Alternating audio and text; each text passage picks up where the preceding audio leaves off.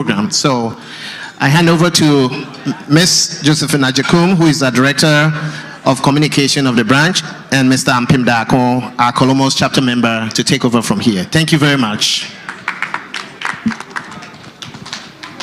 Kukrudu. Kukrudu. Thank you very much, my fellow moderators. Good afternoon and welcome back to the second session of this program. As we all know, it's NPP USA 2022 Delegates Conference, and there have been a lot of speakers. We all know that we all have mandates to fulfill in our various chapters. The theme that we have all been witnessing today is recognize, recover, and retain. It takes a whole nation to do that. But we as NPP USA want to be the pace setters of this 3 You guys have changed your battery too still. hours. These hours are what is going to take us to 2024. And I crave your indulgence to be part of this revolution, I'll call it, for NPP USA, so that we will get to our destination peacefully and hands down as the new flag bearers of NPP USA and NPP Ghana. Thank you very much. I'll introduce my fellow moderator. He's in the person of Mr. Prince Ampim Dako. Hello. Thank you. All right, thank you very much. Kukudu. Aduane da so shemonu ana. Kukudu. Kukudu. Kukudu. I like the energy. Thank you so much. The last time I was in this podium, I was an MC, and you upgraded me a moderator. You know, watchman cry out than security. So I feel it. Thank you so much, Director of Communications, for that. Today, as she did say, we are going to reflect on the theme, and we're going to focus on a section of the theme. That is recognizing our mistakes. And I would like to start by saying this from Stephen Den. You can never make same mistakes twice, because the second time you make it, it is a choice. And I know very well that whoever doesn't make a mistake means that the person does nothing. Ladies and gentlemen, this session is going to be very beautiful, and want it to be very participatory after my co-moderator introduce our speaker, and then we'll go straight into business of panel discussion. So get your questions ready, because we're going to be... Thank you. Thank you very much, Ms. Josephine Ajakum. Without much as I do, please, I ask that you follow me here so we can get to the bottom of this. Okay. It is my singular privilege to introduce one of our own. He is a politician, a businessman, a philanthropist. He is in touch with not just the basic core party supporters, but cuts across all demographics and social standings. He speaks the language of the commoners, not only in NPP, but also Ghanaians. The truth of the matter is that he comes out as an honest broker in our beloved country. His character traits, love for the ordinary people, and achievement both as a business person and a politician is more than a quality that he possessed and qualifies him to be a celebrated personality while he is alive. With a standing, I would like to entreat all of us, please, for a moment, to rise off our seats as we welcome our next. Please let us welcome our beloved, Honorable Kennedy Akompreko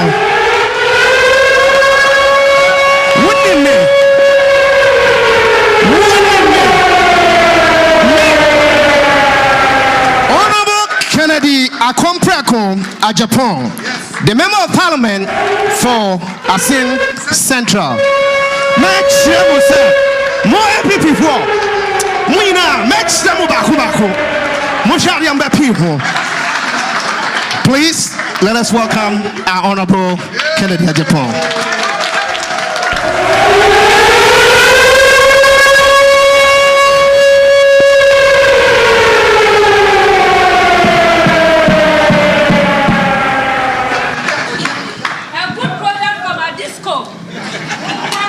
Your Excellency, my girlfriend, my sister, Hajia Alima.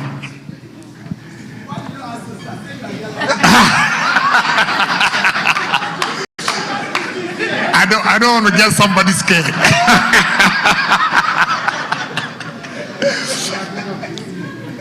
My first Deputy Speaker,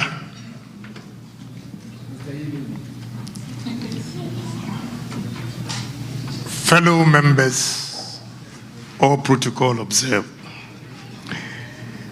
Before I go on with this controversial topic, I would like to give you the history of NPP USA.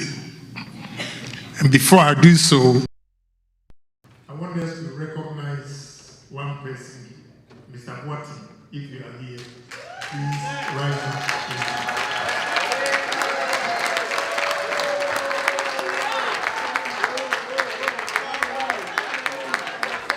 This was one of the 8 members who formed Delegates group at York, Brooklyn, Flatbush. Nana Yamachi's apartment was on the 8th floor. Flatbush. Yes, we have Mr. Boating, Lawyer Esiedu, Boachie Jakon, Dr. Amwakon, myself. I think before we brought Kwame Usu and the rest in, who became the first NPP USA chairman. That was in 1990. With Mr. Mojapong was also one of us. And today I'm proud to see that the 8-member group now has expanded to almost 27 cities in America. And you're doing a marvelous job. And therefore, make us say, Japan, why are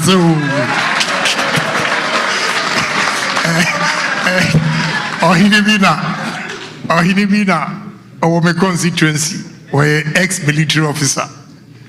Anytime you go to me, he will talk and talk and talk, nobody will clap.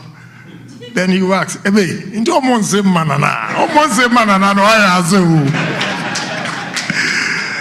you know, I want to read this topic that you've given me, because when I tell you the truth, by the time I get to Accra, you know, I'll have problems, but I'm not scared of the problems. I'll tell you like it is. So keeping the trust in NPP. We should clap for ourselves that we belong to a good political party. It is the only party that makes a difference in society, especially the ordinary people. Because our opponents believe that they are socialists. We believe that we are capitalists, but we take care of the ordinary people more than those who claim to be socialists. Because the socialists, as soon as they take power, becomes capitalists. And they amass wealth at the expense of the masses. But when we take over power as capitalists, we still take policies, implement policies that effect change in ordinary people's lives. And that is NPP for you. We want to take account of what NPP has done so far from President Kufuor's time. When President Kufuor took over, in 2001, Ghana inflation was at 41%. Before he left, it was at 18.5. NDC came to power for 8 years. And from 18.5, when they were leaving, the interest rate was 36%. Today, the interest rate is 19%, just recently, because the prime rate has been increased from 14.5 to 17. We're still better off than NDC. That is why I personally believe that Ghanaians' choice first is NPP political party and not any other party. Under President Kufuor's administration, the capitalists introduced what we call LEAP. The capitalists introduced a system where pregnant women went to hospital for free. It was a capitalist who gave free access to the junior high school. You went to school for free.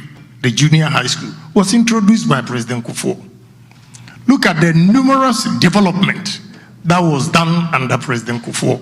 But unfortunately, Ghanaians as we are, we do not appreciate good things. So whatever he did, we made a mistake, and our internal squabbles from our own end led us into opposition. Internal squabbles, our own led us to opposition. NDC did not contest the election and won. We gave the power to them.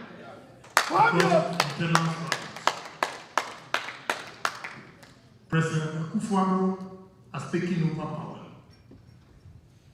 And look, a poor soul like myself will always appreciate President Kufuor, because I had classmates.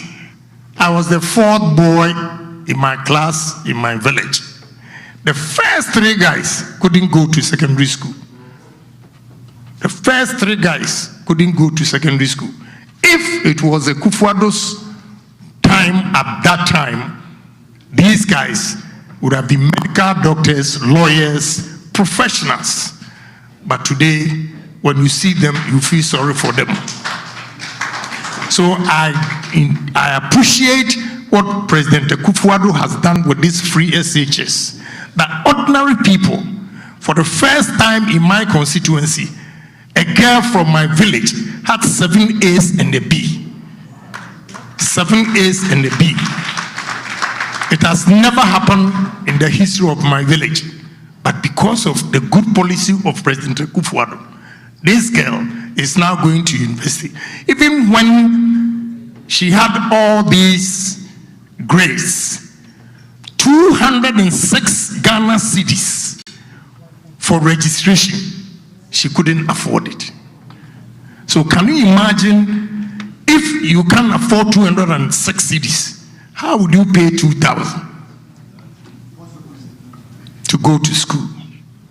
These are some of the opportunities and advantages of free SHS. And we should pat ourselves that because we elected President Kufuor, that is why ordinary people are also showing their talents. They are capable, but because of poverty, you look at them and you think they are stupid. But now with Kufuor's free SHS, talents are being developed. Talents are being tapped from these resources that they are getting. Again, we are not talking of only free SHS. There is one program that Kufuor has introduced that I want some of you here to take advantage of. That is one district, one factory. One constituency, one factory. Because what is involved, if you don't make an attempt, you wouldn't know the importance of this one district, one factory. Why I say so is that I had always believed in myself that I don't want to get myself in government, anything with government that will make me rich. I don't want to get involved, meaning I don't want to buy a land, government property and all those things. But one day, an Indian told me, Honorable, I'm building a steel plant and they are the contractors buying the equipment and everything. And he told me something. He said, look, go under one district, one factory, and all the duties will be exempted. I didn't believe him, but fortunately, I happened to be on the flight with Honorable Alain Martin, and I told him that this is what I'm doing. And he said, come to my office, register under one district, one factory. And I did. And trust me, with a duty of about $4 million duty for the equipment, I'm now paying just $400,000. And that is for only Ghanaians. It's for Ghanaians, not for foreigners. It's a policy that is empowering Ghanaians to own their own businesses.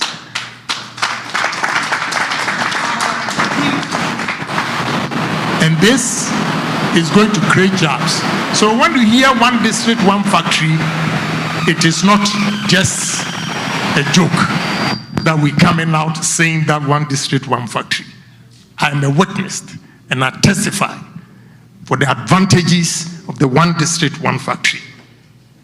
Again, planting for food. Now, look at America. You are here. The way things are expensive. You see, you are giving us all these foods here. Good. Those days, when we were going to school, we thought God didn't like us. That is why he put us in those villages for us to be poor, eating plantain, cassava, and all those. But now, because of my sugar, I always want to eat plantain and condomere. And as I speak, we have plantain and condomere in Ghana. And it is not by magic. It is prudent management and proper policies that this government has implemented. That is why Ghanaians, at least, we have food to eat. But we allow opposition always to undermine the good works of this government. And nobody is bold to stand up to them. I mean, clap for yourself that you belong to an NPP. Somebody talks about Dr. Maumia and says digitalization. You know what this man has done for the country? When an NDC man was given a contract of $1.2 billion, Dr. Maumia used $4 million to execute this project. Do your mathematics. How much will save the country? And we are not proud of ourselves. When we hear them ranting, then we believe in them. NDC members, they are just myopic thinkers. They are not dreamers. They don't think big. Yesterday I was listening to argument where Asempa, a guy was criticizing the cathedral that they are building. I phoned in and told the guy that, look, I have to say A, B, C, D, but I think time was not on his side. But maybe America here, you don't believe in the churches too much. But let us go to Europe and see how churches are contributing to tourism and revenue of the cities or countries. First, I've been to Barcelona, Sagrada Familia. 3 times, I want to pay 25 euros to enter. I couldn't get a chance to enter. It's fully booked. When I stood outside, like Ghana would call a kiosk, a container, they were selling the pictures of the churches and all those things. I had to spend 84 euros before I left the place. I go to Hamburg, will go through the excavator will take you, or the elevator will take you to the highest point of the Catholic Church. You see in Hamburg, and you pay for it. Strasbourg in France. I was there with Esla, Minister of Communication. And around the Strasbourg Roman Catholic Church, everywhere, restaurants, they are eating, drinking, selling pictures of it. They make money out of it. But Ghana, yesterday, when I listened to the argument, I said, Jesus Christ, these are the people deciding the fate of our country because people believe in them. Ukujetu Ablakwa was talking and I was listening. This boy is naturally born bad. The boy, he's so envious of successful people. I have a list. I've heard that he's challenging that he didn't travel. When I gave all the information, I will go and show his passport and give his date of birth when he traveled. The number of times, the numerous travels this guy made as Deputy Minister of Education. He got nerves to talk about president.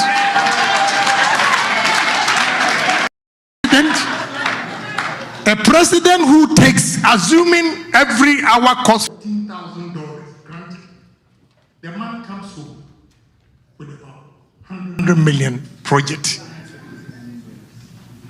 $100 million project, $200 million project. How much would he have spent if hourly is 14,000? Calculated 24 hours, 24 hours. He never spends more than 4 days and he comes back. Do the calculation yourself and see. Compare to what Akufo-Addo brings home to the country. But we are not able to talk. We allow them to do this propaganda and we also buy into it. I have a friend in London that he picked me up. We had a fight from Heathrow Airport to my hotel because he believes in social media and nothing else. And he doesn't want to take any explanation from me. You see, NDC is dictating the pace for us. And we have become consumers of information. We don't digest.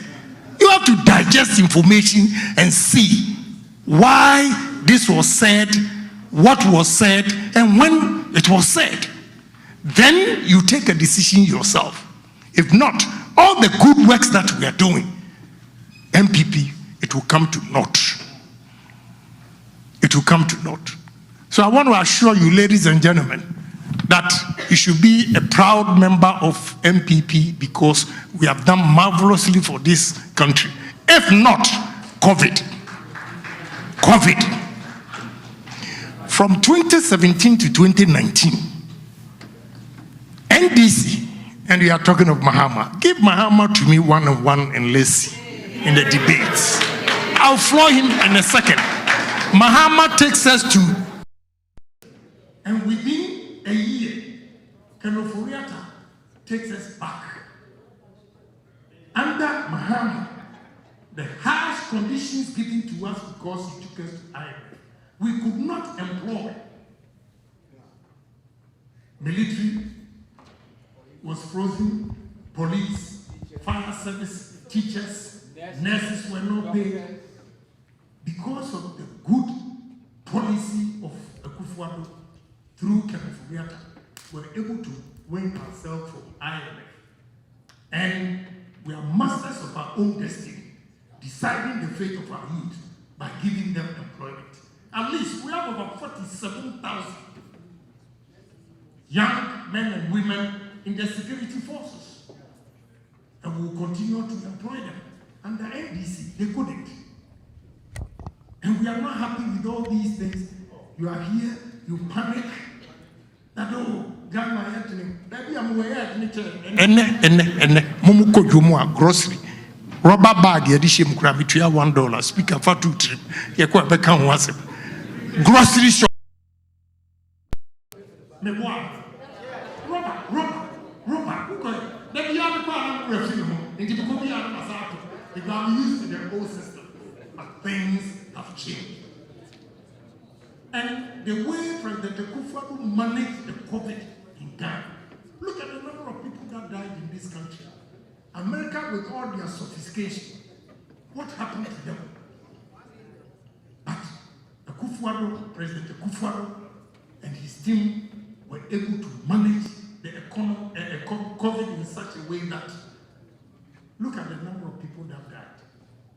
Please, it is an achievement and it is record. You're talking of, now they come out with the propaganda that we have to show the amount of money we spent on COVID and all those things. We'll be able to prove to them. And surprisingly, NDC and those opposition members, they are the people who demand a lot from government. And when they get it, because NPP, they know that we have to work and make money. If you don't work, you don't make money. So we are always working. NDC people believe in socialism. They sit, nothing, they don't do anything, and they just collect the money. Create, loot, and share. That is all they do. So please, under this government, we have done marvelously well. But we also have problems. We have problems. And I'll be straight and blunt. Look, when you look at the flashy programs that were being implemented the first term of President Akufo-Addo, we shouldn't have lost MPs like that. You should ask yourself, why did we lose? In the history of MPP, read my lips. When you swallow a bitter pills, you heal faster. So I'll let you know. For the first time, executives were openly supporting candidates against sitting MPs. Openly, executives. When I say executives, before I come to national executives, national executives, regional executives, constituency executives, they were all supporting candidates openly. It has never happened before. So those who lost were bitter. They decided, and some of them were also disqualified. So they decided, well, if you don't want me, let me stay somewhere. And it really cost us. One of them, I happened to be at the executive meeting, and one chairman was throwing his weight about as if he's the richest person, and when he talks, the president looks at him, vice president looks at him, and the guy is screaming all over at the committee, National Executive Committee meeting, and nobody says anything. I said, please, wake up, wait a minute. Who are you? You, a 40-year-old man, telling a 60-year-old MP, a 6-term MP, that he doesn't respect, and therefore you remove him. Who born dog? Who born dog? He goes again. I will not allow anybody to contest Offensive North or Offensive South. I had the report here. I said, listen, this man will win. And he won with a margin of 17,000. Whereas the person who was there, the MP, his margin at that time was 4,000. Baby, they said they will not allow Alfred Obeng to contest. I said, how? The man has to contest. The margin of the sitting MP was also 4,000. He also won by 18,000. Why? Open discrimination, favoritism. That is the challenge we have, and politicians, we don't learn. It is still going on. It's going on. And this time, like you said, your quotation, if the first time was a mistake, the second time is a choice. So your choice is just handing over power to NDC because we didn't change. We need to change. I mean, you have grassroots who are peeved. They are peeved because when they were sitting in pickups, going around screaming, he did not ask them of certificates. He did not. When you win power, your level of education, your level of education. Now, how are you going back to tell them that they should go and campaign? This is the problem we have. NDC will be able to tell the military, look, there's a lady here right now telling me she gave her son's Air Force to one of the top guys, or a lady, but the lady couldn't help. Couldn't help because the military will look at you and say that you didn't pass your medical exams, you have failed. That is the excuse the technical guys are using to disqualify protocol. Everywhere, whether we like it or not, there is protocol. Everywhere, even in America here, there is protocol. It is only under NPP that when you give protocol, they are able to turn you down. We are weak. Come on, we should wake up. We are weak. These are some businesses that we need to change, and it's deliberate. It's deliberate. Another big problem we have is that those who get appointments, those who get businesses, who see a friend and pretend nothing has been given to him, lamenting.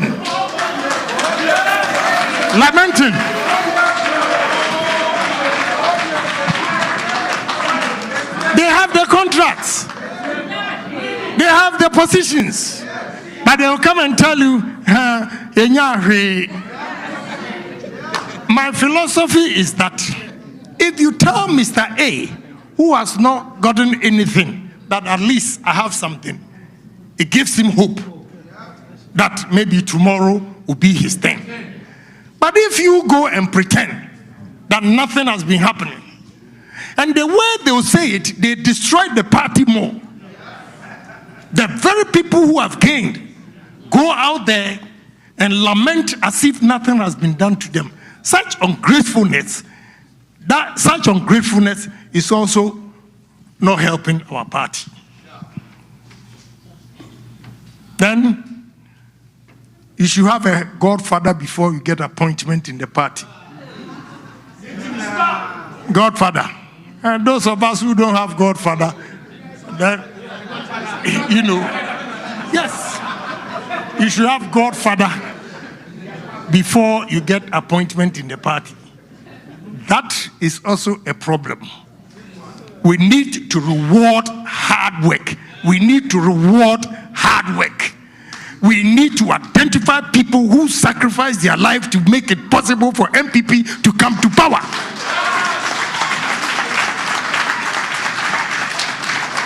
But America for the Nisa Mubamun because Kufuad why be a mom papa.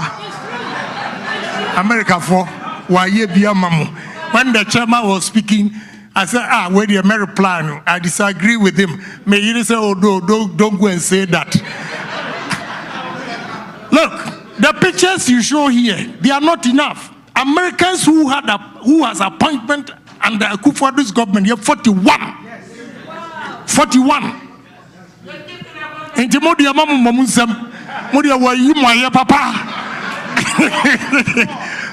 Now the problem is Muna positions,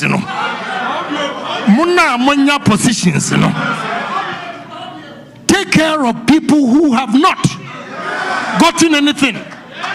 Munim very well, sir.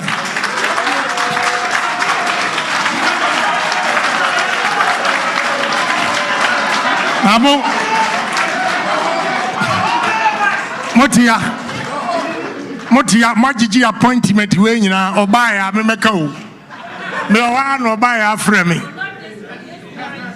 me ba obaya afre na we mu my contribution here am say ka kire gaji se nanti America for first o na jiji sika bre yo afi de o conference e na di sika ekọ na London for so afre me women's wing no so frame me na back me be say why I say most of the members are peeved because Omunyari. I'm saying, Abba, how can you say that to Akufo-Addo?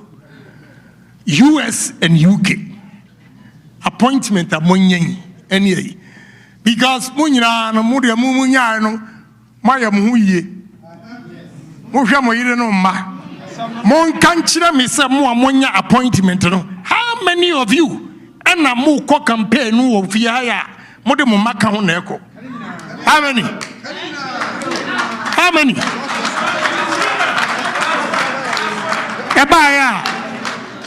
Ebaya, and you say with all these appointments, nobody, and I say nobody, was able to contribute $10,000. When I say some more buy 10,000, I say, "Ish, one what you 10,000." Now we appointment be no amonyano and where they?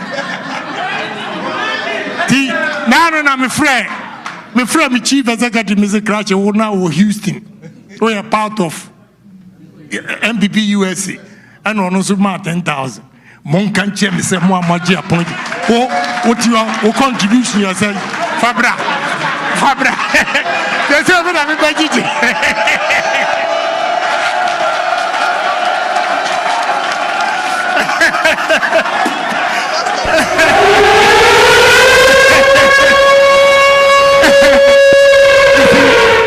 Eti Momayanka, the benefit we have also gotten from this party, sacrifices we have made.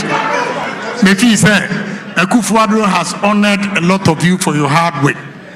Let us give back. Let us give back to our base. Let's give back to our base.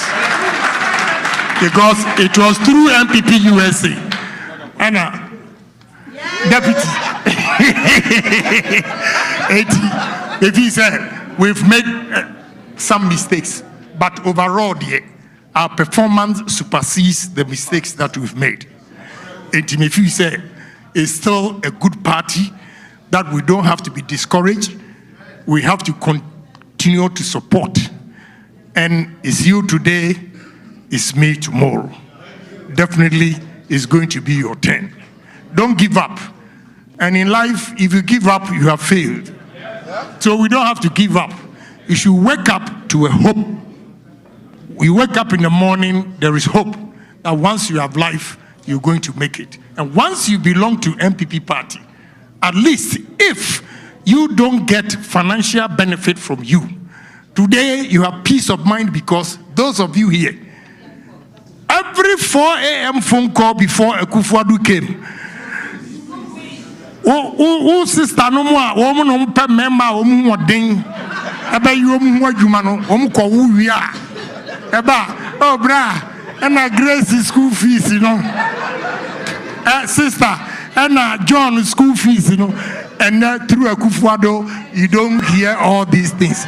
The first phone call, pressure beer, etimi mawono, you have no idea. At least, if you don't have financial benefit, kranwa, what for CBA and cover your burden, you know, and we're a burden of the state through the good policies of President Akufo-Addo. And therefore, let's be happy. Say, we belong to a good political party. Awesome. Thank you. Thank you.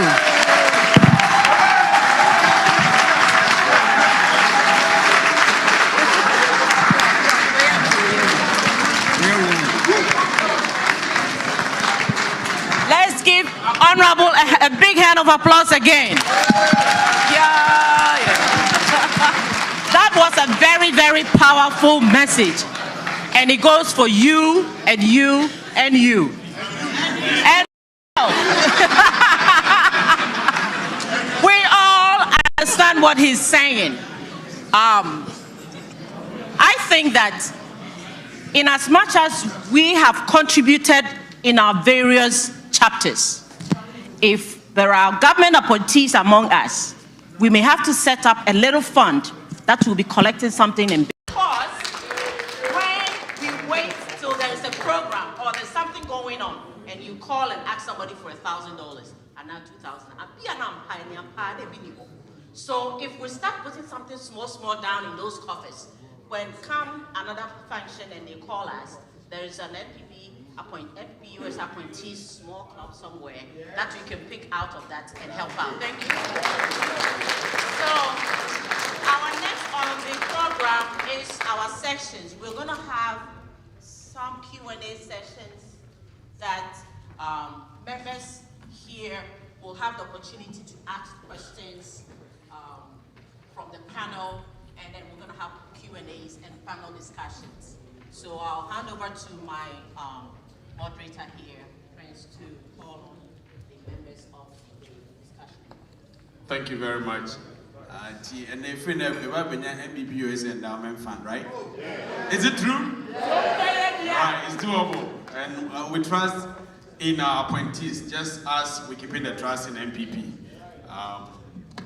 Without much ado, we are far behind time, so I will be speeding up a bit to get things going. This session will be, like I said, more interactive, and we'll have to get the best. Our goal is to get the best from our panelists and also leverage their expertise on this topic, and we'll have opportunity to also have questions from the audience, and then we can also partake as well.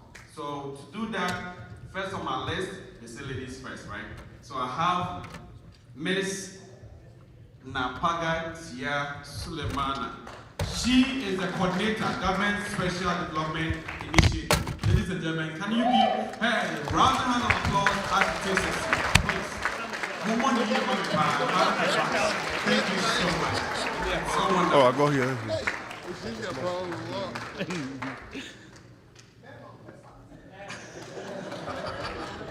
All right, please, you can take the first seat for me. And I do also have Dr. David Infojo. Dr. David Infojo happens to be the parliamentary candidate 2020 for Whole West. In fact, for the first time, with me, received votes now by over 10,000. Very encouraging. We look forward to 2024. And he wants me to say this. He is an Adisco boy. Adisco for more. Come on, give it to him. I do also have Alhaji Abdul Hanan, CEO of Ghana Buffer Stock. They're doing so great to support the free high school, feeding program as well. Last but not the least, I do have Mr. Isaac Ifa Kwatin. He is the CEO of Menak Shipping, a parliamentary candidate hopeful. Hopeful for us out. Hey, boss, are you? And you're one member sponsor.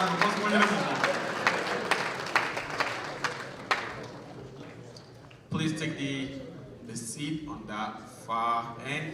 And before we get into serious business, I am a founding member of Columbus, Ohio chapter, and the immediate past first vice chairperson of Columbus chapter. And I want to take this opportunity to wish my deputy women's organizer, Madam Paulina Pia, a happy birthday, or her, Mr. Whoever is closer to her, give her a hug for me, please. Thank you. Women in politics, we need more. I appreciate that.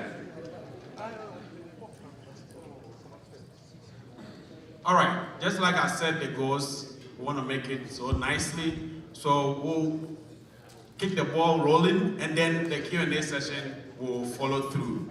But this one, I will start, and then we'll take others as well. So I'll start from my beautiful madam here.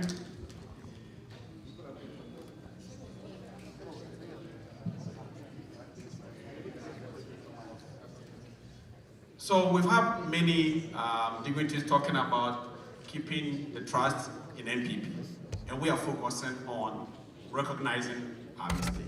It's very broad, but I want to have, a first take from each of you. Same question from me, and I just want to ask, what do you make of the theme in general?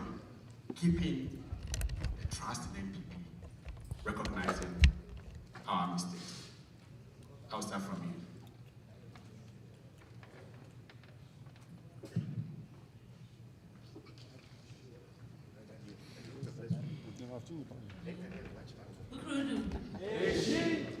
It's a good battery.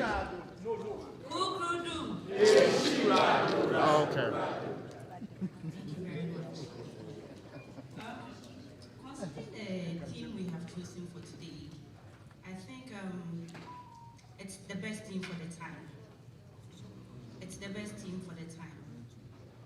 Considering the fact that we've been through our first election in the year 2020, and then we made some losses, which almost cost us.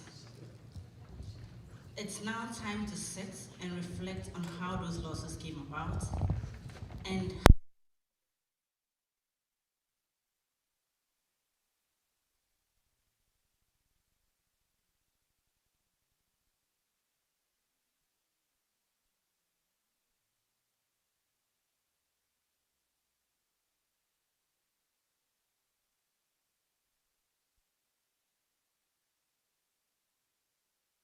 try to make progress. We can't go into the 2024 elections with this same attitude that led us to where we are today. So it's the best team for now, and I'm really glad I'm a panel member to have a discussion on it. Thank you. Dr. Mfojo, having been in the campaign for 2020 and having done your best, I know you have some experiences. Share with us with this theme.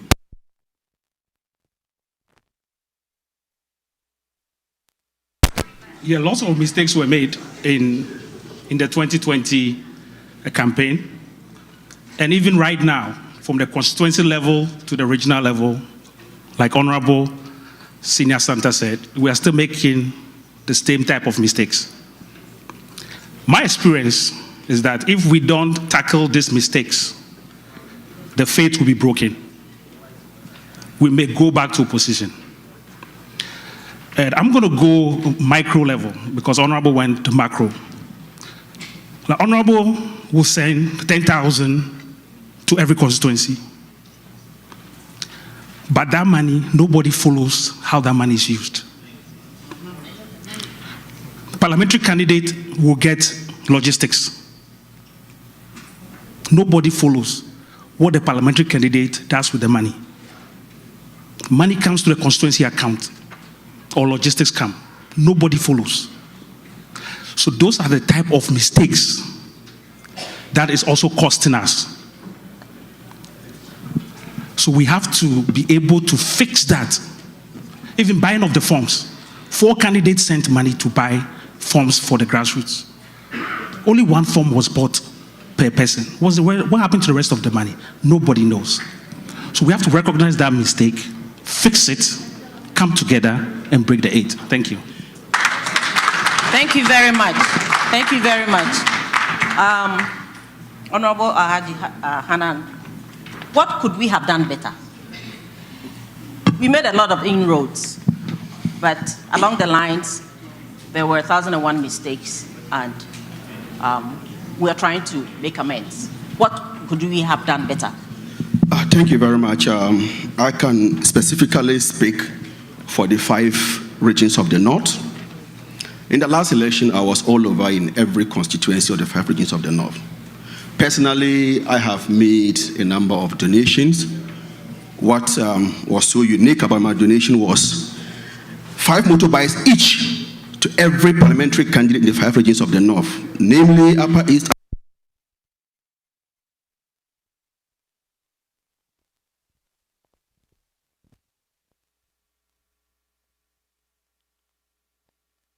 elections. It is no more a presidential and parliamentary election, but it's going to be a parliamentary-based elections. The quality of parliamentary candidates we put in various constituencies will determine whether we'll be able to break the 8. It's very important. Look, there are some parliamentary candidates who have never set their eyes to 5,000 Ghana cedis. So just imagine people like Kennedy Japan and others supporting them with thousands of cedis. All that they could do is to channel it into different things. They didn't focus on the campaign. So the quality of parliamentary candidates that will put at various constituencies is what would determine whether we'll be able to break the 8 or not. Because going into the next election to make a history of a political party going beyond the 8 years, you need candidates that the electors will look beyond the white, blue, and red to vote for. Not just they are voting because you are an NPP, but they should see the potential in the candidates we are going to put in various constituencies so that they can vote massively for them. And what also got me very sad is just this ended constituency and regional elections. The amount of money people are paying to delegates. I know for a fact that a regional chairman aspirant was even paying 30,000 Ghana cedis per delegate.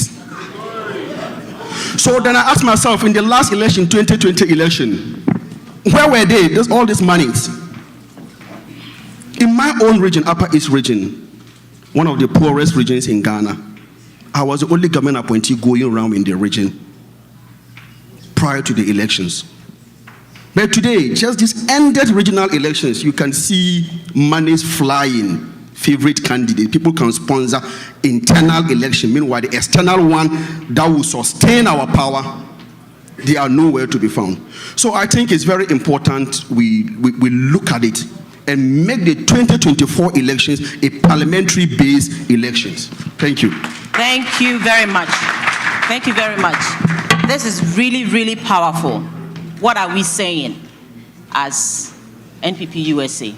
What is going to be our quota that we have to take to our constituencies and into our regions to make sure that this mistake does not happen again?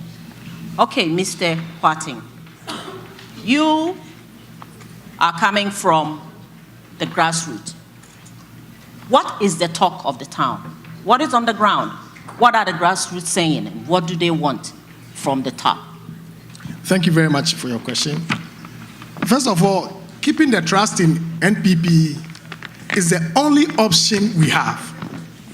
There is no NDC government that will be any way, shape, or form be able to compete with any NPP government in Ghana.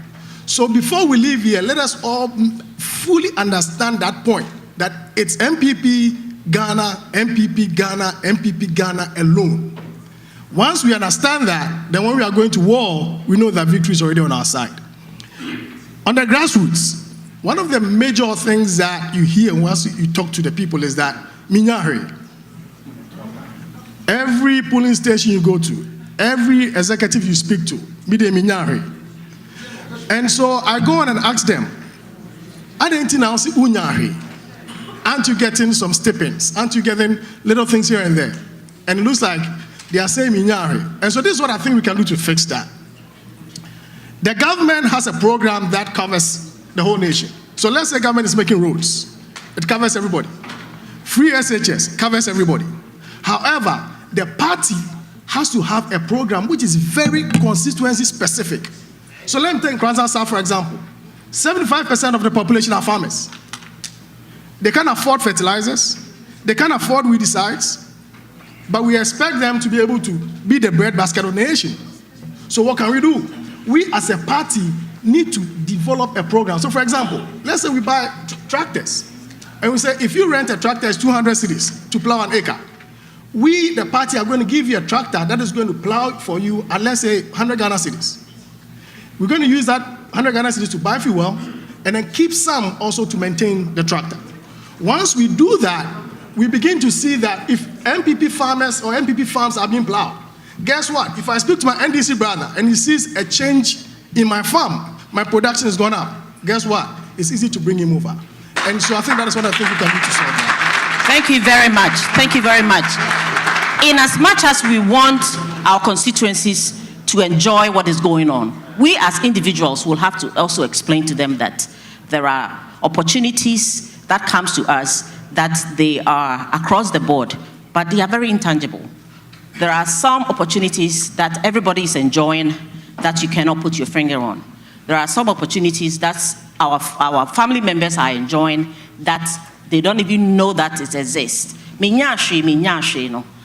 Sabi obi ani hɔ a obi nya ne de nko na sɛ ye de ba in a big pot no be yet bi nya bi dia wonya bibi no no nti so obi ka kyerɛ so wonya ahwe aka kyerɛ ne sɛ ye the free education about sa 20 cedis na say 100 cedis no that they had to use in paying school fees no it's an extra money in your pocket obetim dia bibi foforo nti no wonya bibi because obi antimi nya bibi wo mu emfa no so ento ya dwene mu. Thank you very much for your contributions, and we're going to go back to our audience here and our members to also come out with the questions that is bothering them. There are a lot of topics that has been spoken. It doesn't have to be this specific. All the topics that has been deliberated on today. If you have any questions about it or any clarification or something that you think is bothering you that it will take you home. Constituency Thank you very much. All right, before we take the question, can we give a better hand of applause for my panelists? They were carefully selected and they've delivered. We'll take 4 questions and possibly 2 females and 2 gentlemen. I want to be fair. In the middle. Microphone no I ba kope it is a kahabe din what makasa kran kiepe. But I'll do it for you. My name is Jim Kusi from New York chapter. We are gathered here recognizing, recover, and retain. 2024 is not going to be easy. Everybody knows. My question is, what are we going to do different in order to win and win big using digitization and the grassroots? Thank you. Thank you very much. Any of you, do we take all the questions before, or maybe one more question and then, all right, I want a female, 1 female from this side, so it will be fair. Who on this side? I have side. Maybe I show my Mpp Usa. Right. We are female. Kukrudu,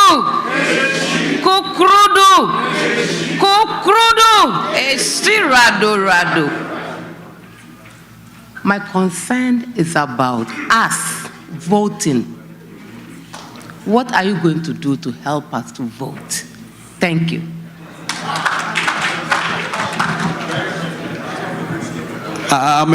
Is it the diaspora voting or voting diaspora? Okay, so we have 2 questions, one from the gentleman and the lady. Any of you can start answering the question. So we have 2 questions, and after that, the next 2 questions will come from this side. Do you have any, in regards to our second question for ROPA? It's been hanging for a very long time. And I believe that it will go a very long way to augment our votes. As much as we want to vote, we also want to protect the integrity of our voting and the integrity of the Ghana politics as well. ROPA is very important, but do we need it? And if we do, how much is it going to help us? Yeah, of course, I think it's very important because today both the major political parties, NPP, NDC, we have their foreign branches supporting the activities of the party that gives birth to the various governments. And the reality is that somebody living here has recognized the fact that I have a hometown, this is where I belong to, and I am supporting. So of course, in as much as I want to protect the integrity of our voting, but of course there have been several deliberations. I know maybe given the opportunity, the first deputy speaker and Ajia Alima will have more information to, share with us regarding that. And I think it is important. It is important that okay. Yes, First Deputy Speaker would have more to share with us regarding the Europa. So I'll leave it at this point, and after that, then we'll continue with the other question. Very well. To be fair, Parliament has done its part. The law has been passed. And we say we are leaving it to the Electoral Commission to implement it. But any time it is brought on the table for discussion, what derails it is our mutual mistrust of the parties. If NPP is in power, NDC will do everything to frustrate it because they don't trust that it will be used fairly. If NDC is in power, NPP will do everything to frustrate it because we don't trust that it will be used fairly. We're just discussing it, and somebody said, my fear is Togo. Is that right? And if you ask me, it's a legitimate fear. But for somebody who is an NDC operator, his fear may be US and Europe, because that's where we also dominate. So the challenge is how we will build the trust, cross-party trust, to let the implementation happen. Every election period, it comes back. The Electoral Commission tries to implement it, but one or the other of us frustrated. So I can't give a firm answer because we still mistrust each other. Thank you. Thank you very much. So it is a work in progress. And maybe we're going to make some inroads. No, we're going to answer the next question. Second question. So on the second question, Yes, please. by the gentleman, I'm very happy we all agree with each other here that the 2024 elections is not going to be easy because we are about to make a history. We are attempting to make a history. It has never happened before. But we can only do this when we are united, not just about digitization. We can digitize every aspect of our lives. But when we are not united, especially with our internal, elections, creation of camps, and making it very difficult for our base to move along with us. The reality is that NPP first. We are seated here because NPP is in power. Most of us have flew to United States because NPP is in power to speak to our dear brothers and sisters here. So the unity of the party is very important. Of course, we have internal elections. You can bite each other, but not to the bone. We have to be very careful with our choice of words. People have expressed interest in leading the party. It's a bold decision. Everybody is welcome. We have our system, and we must follow the system and elect those that will lead us into the promised land to break the 8. So it is very important. And of course, digitizing what we are doing. Sometimes we don't make good use of the social media because there is a lot of jokes and false, information on the social media. But it's actually a medium for us to use and propagate the good work that we are doing. Gone are the days in the 1992 elections where some polling stations, they haven't been voted, but elections were declared because nobody is there to even verify. Today we have social media. Whatever you are doing, people take pictures and videos, they circulate. Whatever is happening in South Korea, you sit in Bunkurugu, you see it live. I remember when this propaganda about me and Atifa and former Party General Secretary John Boydu on our way to South Korea for the same party program. It happens to be on my birthday, and we're on Ethiopian airline. So a small treat was given to the birthday boy, and it became a news in Ghana that we have chartered the whole Ethiopian airline flight to have a birthday. You understand? So some people believed in that. Some people believe in that. So the good work that we are doing, like Honorable Kennedy Japan said, people have actually taken or benefited from this government. But because there are no system to track what has been given to them, somebody will leave my office and go to Kennedy Japan's office. I remember there was a day he called me. No, I actually went to him. Then somebody just left there with a complaint that, he came to, he basically was a former chairman. He came to Buffer Stock and there was nothing, he didn't get anything. When I pulled the record out of what I have given him, Kennedy Japan was shocked. So this is what is happening almost all the place. People want to eat their cake and have it. We must have a system to track. Somebody who just wants to move to every office to grab here. The reality is that everybody would have to feast little by, little. So it is important that we digitize and have a system where we can track what we are doing to ourselves. That will help us maintain our core base. It's very important to maintain our core base because we know we have a larger number and the good people of Ghana have faith in us. We must be able to protect and keep that faith intact. Let me add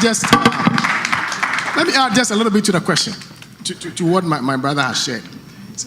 We are in an age where digitization is here to stay. And we've been very fortunate that the party, through some of the elders here, have started a journey. And so we have no choice but to continue that journey. However, I think there are certain areas where we need to have some kind of a hybrid. So let me give you an example. There's a town called Bonkro in my constituency where there's no electricity, there's no internet service, there's no water.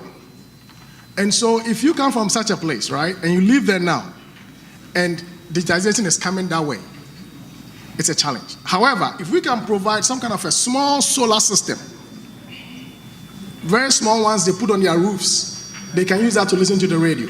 They can use that to charge their phones. And then they become part of the digitization agenda.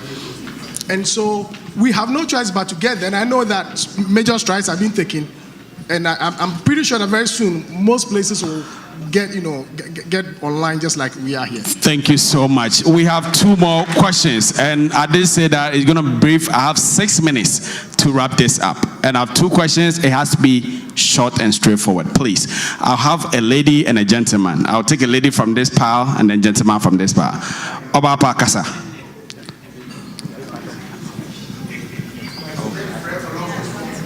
Oh, I don't know her. What, Columbus? No, DC. Kukurudu. Okay, first of all, I want to say thank you to Her Excellency, Ambassador. My question is going to be about education. Ghanaian students who want to travel to the US to study. I say congratulations to her because I know that we have 50% scholarship for students that travel to the US. I was a beneficiary. I went to Michigan Andrews University. So the scholarship is there, but the problem is students do apply and they don't get dates for interviews, or they are not able to have a chance to come to the US. I do recruiting with my company, and we have a bunch of students at the embassy waiting and they don't have even an appointment. Can they do something about it? All right, thank you. One gentleman from this pile. We want to talk. Mr. Mamenya Fekakra.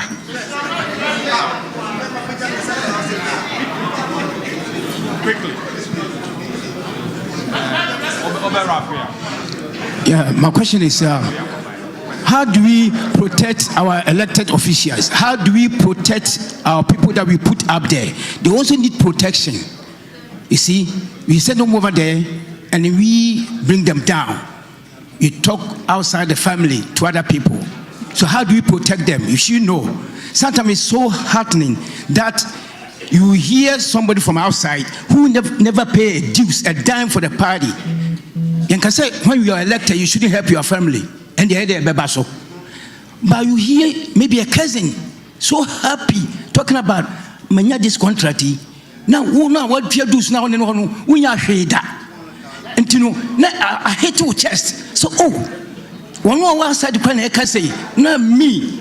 How How do we protect them when something like that come back? I send a car to Ghana from my agency. We do free screening, quick one. And then I wanted this car for them so that they can go to villages and screen older people for the party. And now, Kano Achoko Habo, I spoke to Obaya. He explained to me, so I bet you should have done the homework before you send it there. I said, oh, okay. Then the car was gone. I wasn't sad because my sister explained to me. Now I'm here. Next time I will do it diligently, you know. See, that's why the party need to be protected. Next time, my question baby, the car, near far car. But since Obaya explained to me, I understand what we need to protect our selected or elected officials. All right, you know what? Me pese Napaga to answer this question, and then Ambassador will give a word if she's ready, and then we'll take a last question. You have the mic. Thank you very much. When he was speaking, I just made a little note on that.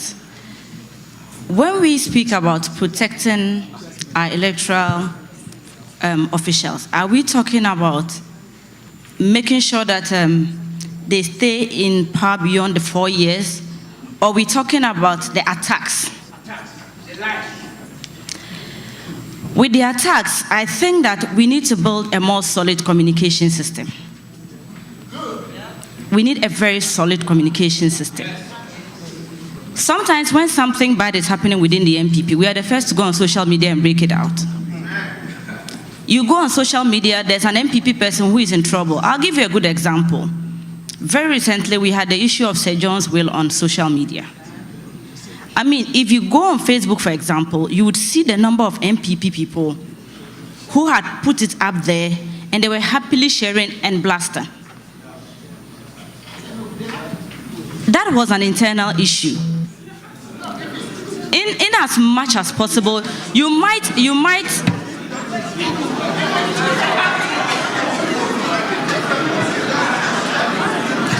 Hello. Yeah, let's listen to her, and then we can make a decision on that, please. Let's listen to her. Kukrudu.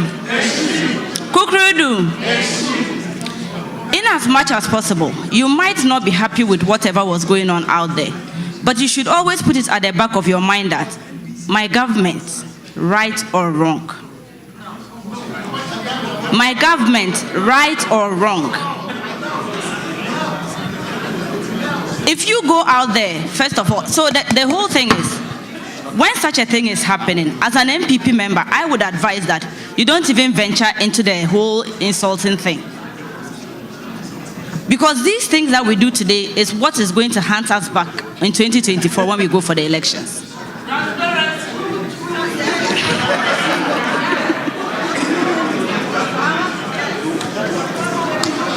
Yeah.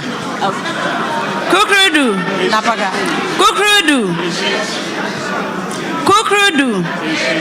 A lot. Yeah. I see a lot of you are not really agreeing to what I'm saying, but.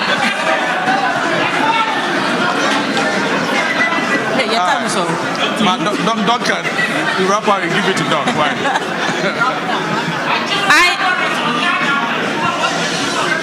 Hello, please. We have just 2 minutes to end this. Allow her.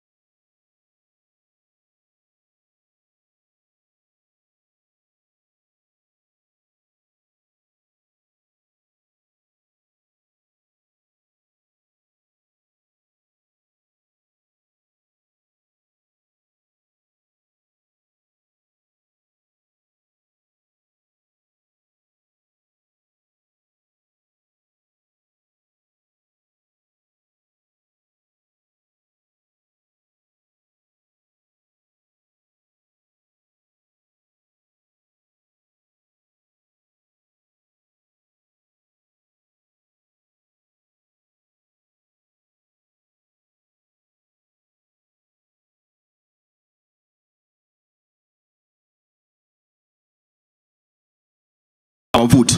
Yes, protecting appointees. I don't really believe that we should be talking about that, because it is incumbent on every appointee of every government to protect he or herself. Your good work should protect you. Nobody insults Kennedy Japan. Nobody insults him because he is guided by his good works and is loved by his good works. Rather, what I am thinking we should be concerned about is that every appointment of this government should be a probational base. You should be evaluated based on your performance, the acceptability, how accessible you are before you are even given a 1 year or beyond that contract. It is important that nobody should just be given a flat appointment. We appointees should be evaluated. It should be in fact, your appointment should come with a directive. For example, we have cabinet ministers who, when they are given that appointment, they feel like it is just for them and their family. Meanwhile, it's a regional representation. It's not just about your constituency. It is about the region, how you take care of the region. So what I think we should be doing is that, like I said, every appointment should be probational. Thank you. Subject to evaluation of your performance. Thank you. Thank you very much. Thank you very much. Thank you very much. We will go to our Her Excellency the Ambassador. Okay. Microphone. Right now. You know, when Madam was speaking, you could hear noise from the back there. But to tell you the truth, I made a statement that we consume information, but we don't digest. Now, how do you attack Sir John, who bought the 6 plots from the old family? And you sit here, you don't even know. When the propagandists put it out there that Sir John has bought 6 plots, is it government land that he took himself? He paid for it from the old family. We have to be careful the way we go about issues. That is what she was saying. That it is not everything that you read on social media is the truth. Sometimes there's no iota of truth in it. The man, old family, has gotten a portion of Achimota land and they decided to sell. Me, I said no. They drove me there, but I said no. It's different from Sir John. Look, whatever we have to say, we have to be mindful of the party that whatever NDC is setting the agenda, it will come to hunters. Sometimes there are no truth in it. So we have to be careful with Sir John's issue of 6 plots.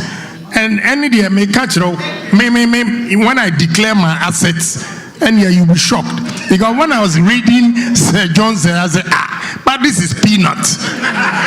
Okay? Then you'll be shocked. So I put myself in the person's shoes.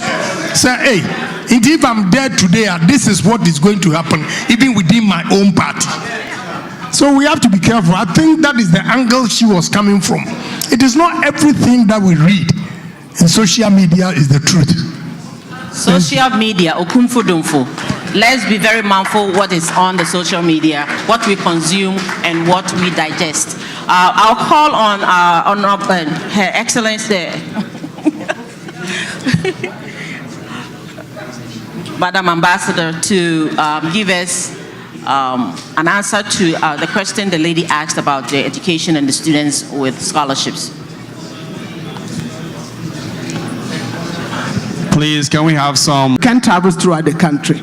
When you go to Ho, the road projects we were doing, the investment we made, all the programs, even from local government point of view, the programs we invested there. So please, when you talk let people also understand that NPP is paying attention to Volta region. Thank you. The issue about the students, I think it's not Ghana embassy in US. It's US embassy in Ghana. That does not issue out the visas. And they use COVID as an excuse that they delayed in giving visas because of COVID. The staff were not working, and therefore there is a backlog. So they delayed the visas. But I think it's all kinds of tricks. Maybe those who get their own scholarship, that will be problematic. But I will advise that those who get scholarship from Scholarship Secretariat, they should pass their issues through the protocol division of Ministry of Foreign Affairs. The Ministry of Foreign Affairs can make a list to say that these people have been given scholarship by Ghana government and they are going to universities, they've got this admission, these are their dates. And if you give them a date beyond the date, how are they going to participate in the school program? So I think the Ministry of Foreign Affairs Protocol Division can help in that. Thank you. Thank you. Let me add something to what Her Excellency just said with regards to people who have received admissions, scholarships, and are not getting visas from US Embassy, from Ghana. What we have been doing is we are routing people from Ghana to Sierra Leone and Liberia for the visas. So if you don't know, ask, and we will walk you through it. And things will be very easier for you. That's what we've been doing. Thank you. All right. It has been a very, very, very fruitful deliberation, and I'm sure that everybody has questions. I'll indulge you all that if you have further questions, you could connect it through your chapters, and it will come to the branch, and we'll make sure that we'll send it to the appropriate quarters and get it answered. Please bear in mind that this program like this, so if I could not pick up your question, we are not biased, never. The next session will be able to also do that. So I would like to thank our able panelists, Ms. Napaga, for being so resourceful and able to handle our questions. We have Dr. David Infojo, 2020 parliamentary candidate. I believe he's also releasing his boot for 2024. Of course, we're going to bring the 8 together. And we do have our CEO for Buffer Stock. He's been so amazing. But you know what? I know you have a lot of information for us, but there are more time that we can also handle that.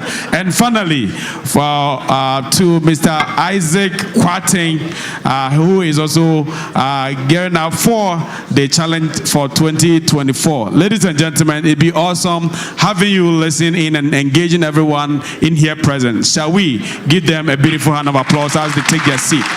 And I'll also usher in the next session, the MCs, Francis, to also take over and then continue from here. I've been your MC moderator, Ampim Dako, and Ms. Josephine Wallace. Thank you. Kukrudu, well, let's give it up. Let's give it up for our able panelists. Let's give it up for our able panelists. Kukrudu. Oh, Kukrudu. Are we tired? Kukrudu. Kukrudu. Kukrudu. Thank you very much for the opportunity.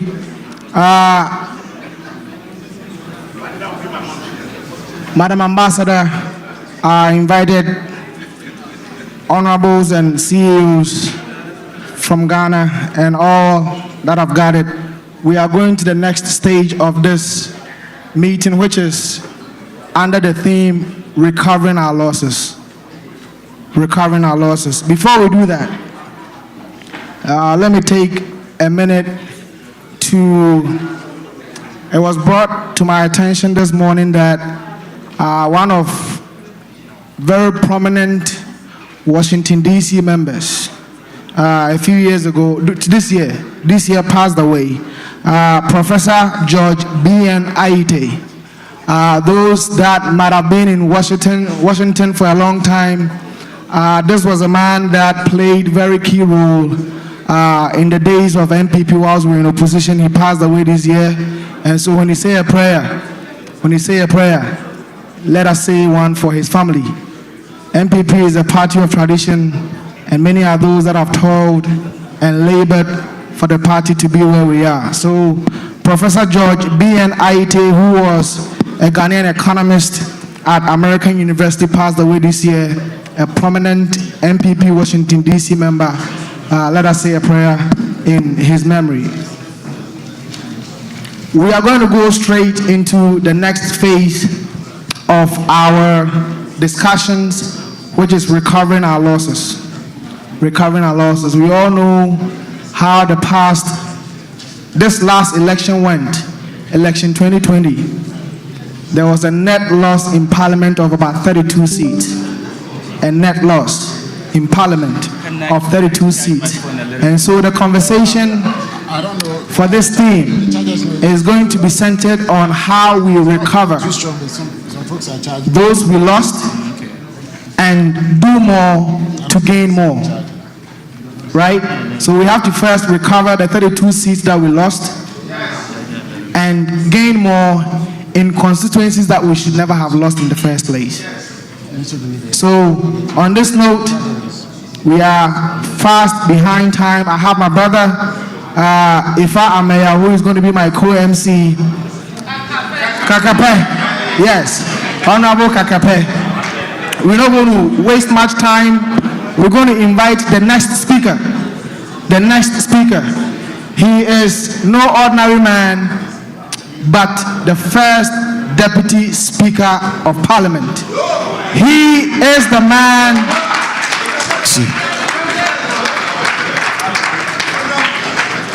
Honorable Joe Wise, as you all know, has been very instrumental in Parliament, and he is going to be talking to us about recovering our losses, and then we will proceed from there to have conversations, strategizing on how we can all come together to make sure that we indeed work very hard to recover our losses. Mr. First Deputy Speaker, welcome back to Cincinnati. This is your audience. Thank you very much, sir. Thank you. Sharp. Thank you, Madam Chairperson. Her Excellency is out. All other protocols observed. Okay. The past 3 weeks, I was touring the Shanti region with my constituency chairman, who was contesting second vice chairperson. After I'd gone round, one of the feedbacks I got was that, oh, yes, Mr. Speaker Bekasa, Obaya better. So please don't be disappointed if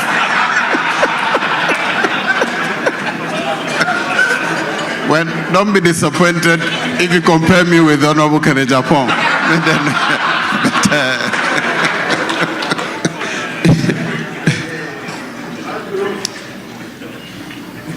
Colleagues,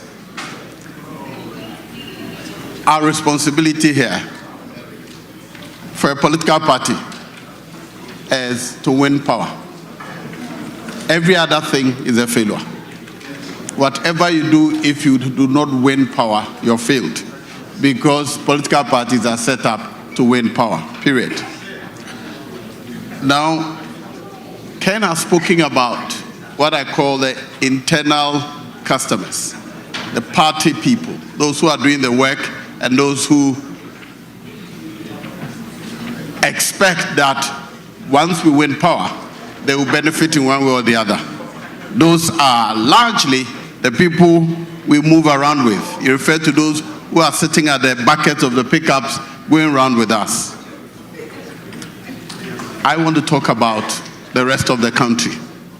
How do we make sure they keep faith with us?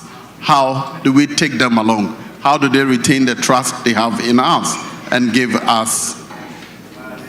First, what did we promise to do? In 2016 elections, indeed, from my experience, the little experience I've had, it is the longest list of pledges, promises that we made contained in our manifesto. And I'm proud to say that practically each one of them, we have implemented them. Each one of them. Not all of them affect the whole country, but the ones that affect the whole country, like the free SHS, it is one of the biggest, and if you ask me, the most transformational agenda a country can have.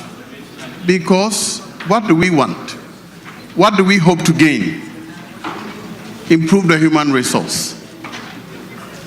There are countries that have nothing, absolutely none of the resources we have, but they do a lot better than us because they have invested in the human beings. We have a lot of resources, a lot of resources. But as of today, only about 10% of the entire Ghanaian population have tertiary education.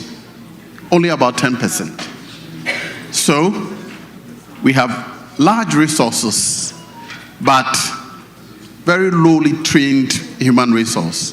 And so, to be able to take the resources and convert them to money, jobs, we need other people to bring their money, to bring their intellect. So the president's vision is, if we invest in the human beings and link them to resources, then we can turn the resources in our country, a lot of which are buried in the ground, into businesses, into opportunities, and into resource.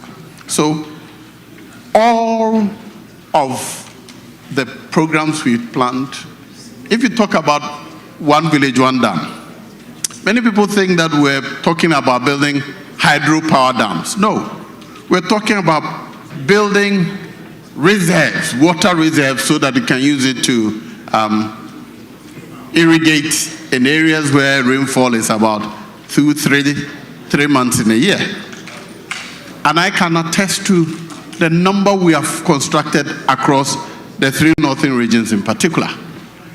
It's a huge investment. It's a major booster to agric. And like Her Excellency said, in the years before COVID, through those projects, we were food sufficient. Grains, in that part of the world, grains are our major products. We produced a lot more, and there were complaints that we couldn't sell them. That is the achievement of this government. Now, one district, one factory. Ken has related to it. Ken has related to only the tax part for Ghanaians. But I'll talk about my constituency. A lady came from London. She's actually not from our constituency. And he said, Honorable, I want to build oil processing factory. How can I go about it? Said, well, I don't know. Let me go and ask. I went through the secretariat. They gave me the guidelines. I gave it to her. She went through it, and her company was selected. Now the factory has been built at Bekwai. I assisted her to get the land. The factory has been built. She's working. What doesn't come out open is that it is a loan given to you as an individual, but the interest you pay on the loan is much lower than you get anywhere at any bank. What ordinarily you would have paid about 22%. They gave it to you about 9-10%. So it's intended that you will be able to recover your costs quickly and make. But more importantly, oil processing for my constituency, it is a major source of market for the farmers, because there are 2 cash crops that are grown in Bekwai municipality: oil palm, cocoa. So the oil palm farmers are not taken care of by anybody. Cocoa board takes care of the cocoa farmers. But this factory is an opportunity to assist in the processing of the only challenge is that when we're time for recruitment, the young people in my constituency didn't have the expertise you needed. So you want the people who can work with their hands. They are not trained for that. And so you have to go out and bring people from outside the constituency to come and work. Even though this is intended to also generate job opportunities in the constituency, because our training are not taking care of that. We are trained literally. not many people have the training and the expertise needed by the factory. But even in that respect, our government has taken care of that by introducing the Corvette.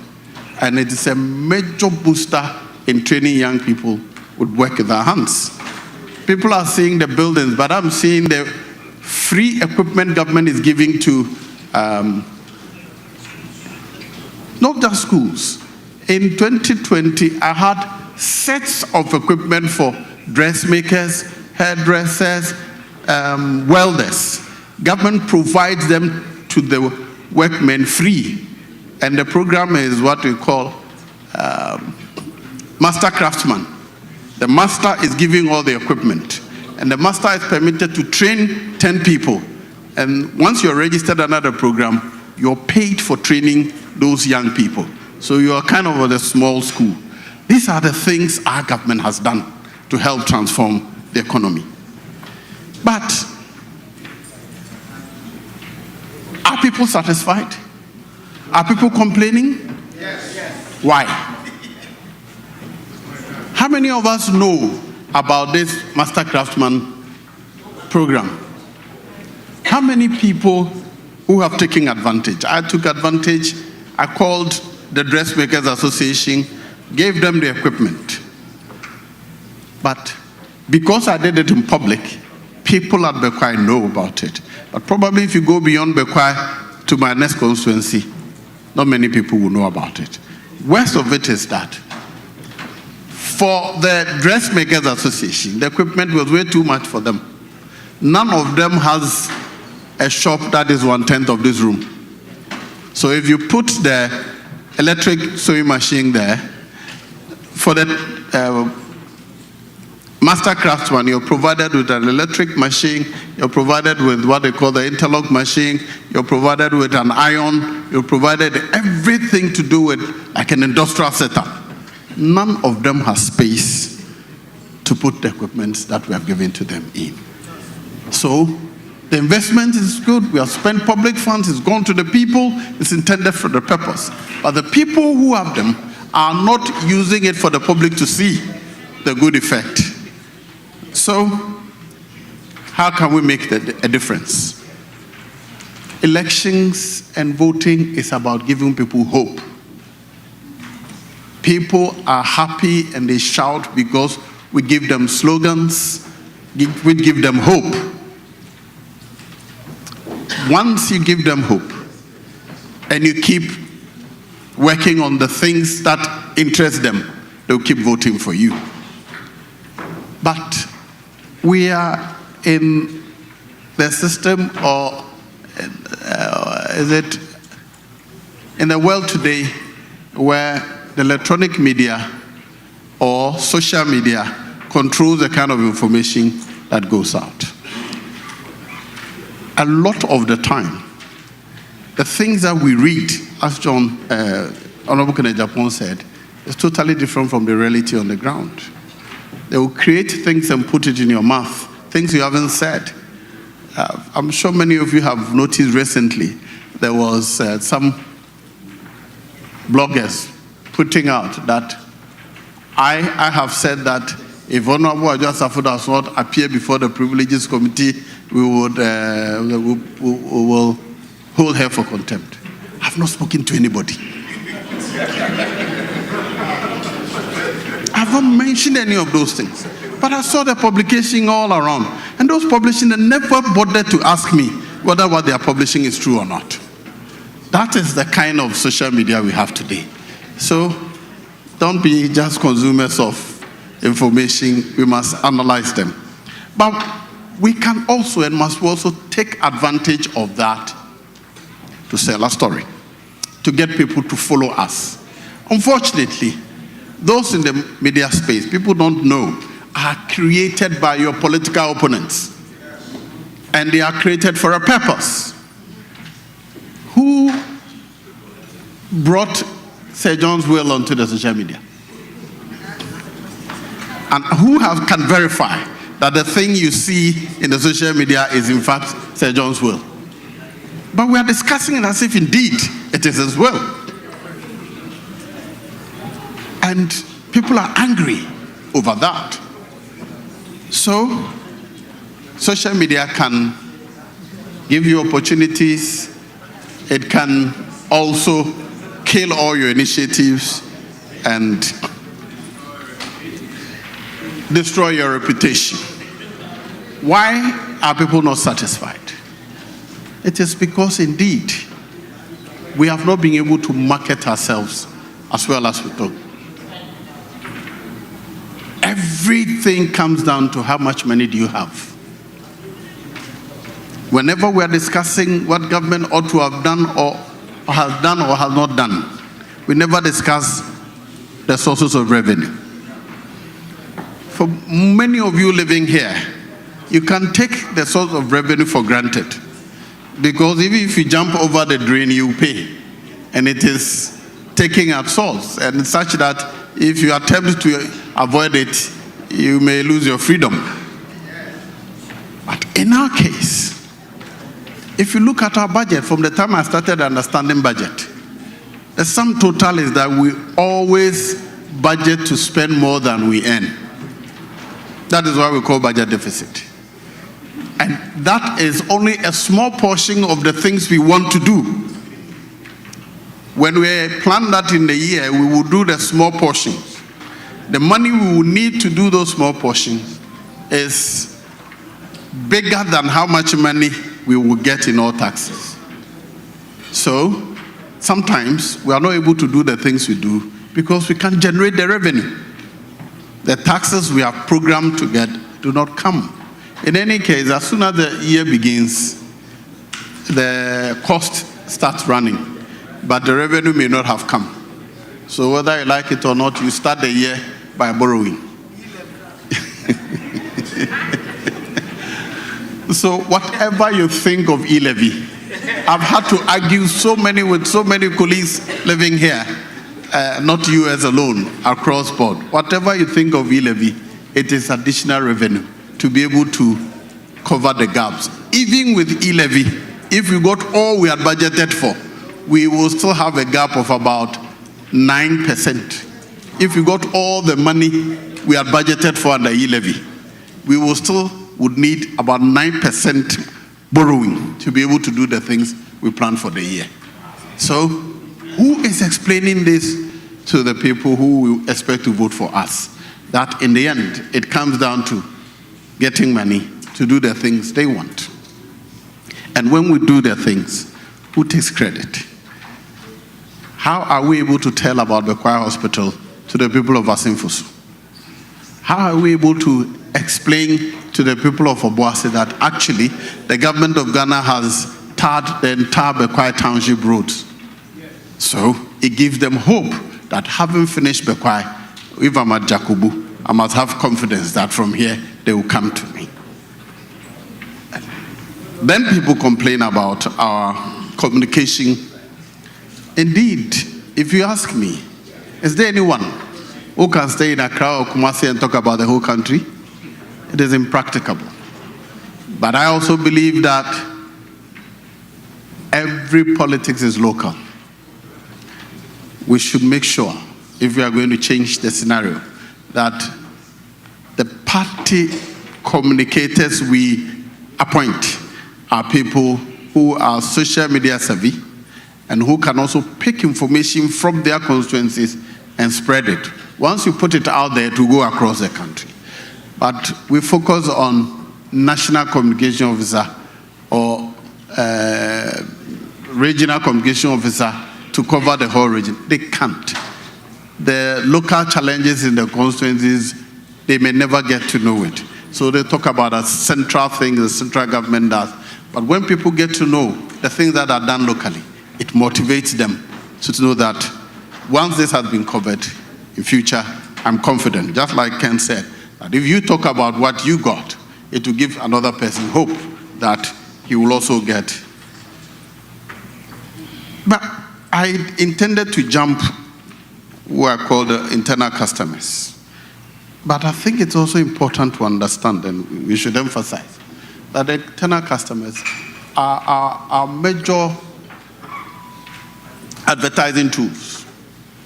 If people see that, oh, this person has done so well working in the party. It gives other people hope. They are a story themselves. So those who have done well in the party, show it. Show it. Don't be vulgar though.